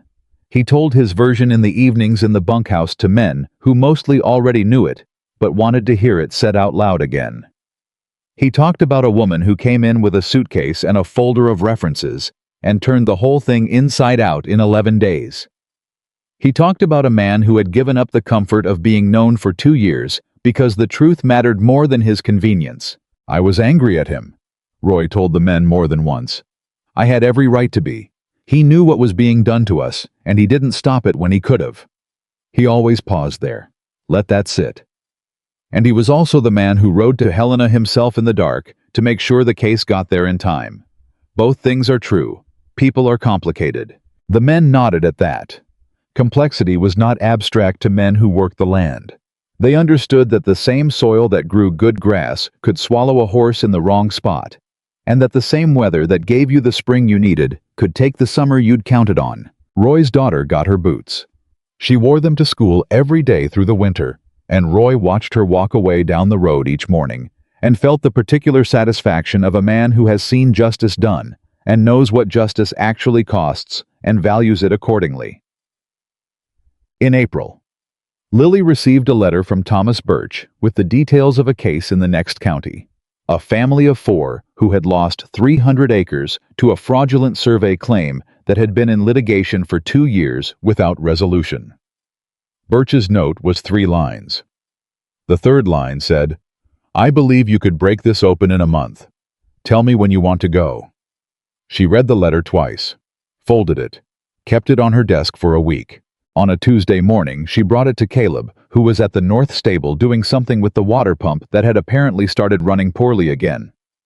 He read it without interrupting his work, handed it back and said, When do you want to leave? 2 weeks, she said. I'll need to brief whoever takes over the records while I'm gone. Roy's nephew starts Monday, Caleb said. He's good with numbers. She looked at him. You already arranged that. I arranged it 2 months ago, he said. I knew eventually you were going to go. He didn't look up from the pump. That's what you do. That's who you are. You're not... She stopped. You're not upset. He did look up then. Straight at her the way he always had, no softening, no performance, just the full, honest weight of it. "I'm proud of you," he said. "That's not the same as not upset. Both things are true." She thought about Roy Sumner saying that in the bunkhouse. People are complicated. She thought about how far she'd come from the woman on that wagon holding her suitcase on her lap, because she didn't want to let go of it. She was still holding things carefully, but she understood better now what was worth holding and what was worth setting down. "I'll be back in a month," she said. "I know," he said. And he meant it without question, which was the most valuable thing anyone had ever said to her. She went. She came back in 3 weeks because the case broke faster than Birch had estimated. It turned out a thorough records clerk with a very specific set of skills could do a great deal of damage to a fraudulent survey claim in 21 days. And when she rode back up the mountain road to Anderson Ridge Ranch and saw it come around the bend, the way it had the first time, she felt something entirely different from what she'd felt that first day. She felt like she was coming home. Caleb was at the fence line when she arrived. Of course he was. She would have been surprised if he weren't.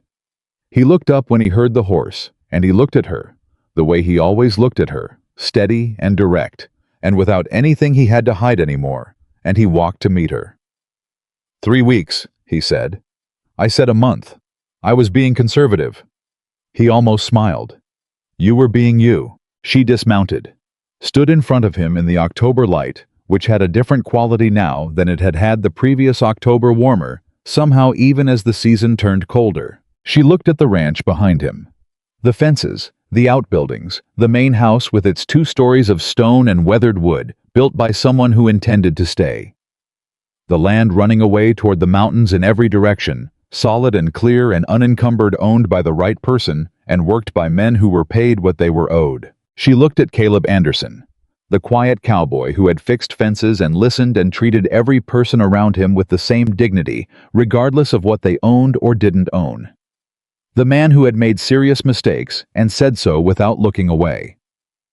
The man who had ridden through the dark to Helena with a case file inside his coat because there were people depending on him, and he had decided somewhere in the previous 2 years that being depended on was not a burden but a privilege. She thought about her father, who had been a good man. She thought about the ledger on her desk with the fresh pages and all the room still left to fill. She thought about what Caleb had said 6 months ago on the first evening she'd admitted she was going to stay. This specific thing between 2 specific people right now that has a shorter window. The window was still open. I have another referral coming, she said. Next month, Birch thinks. Family in the southern county, irrigation rights dispute. Go, Caleb said. Without hesitation, without performance. I will. She looked at him. But not yet. He nodded. He picked up her suitcase, the same one she'd held on her lap the whole first wagon ride, which she had never quite managed to replace with a better one, and he carried it toward the house. She walked beside him, and that was how Lily Bennett came home to Anderson Ridge Ranch, not because she had found someone to take care of her, and not because she had run out of places to go, but because she had chosen it with her eyes fully open and her hands free and her whole self exactly accounted for. And that was the only kind of coming home that had ever been worth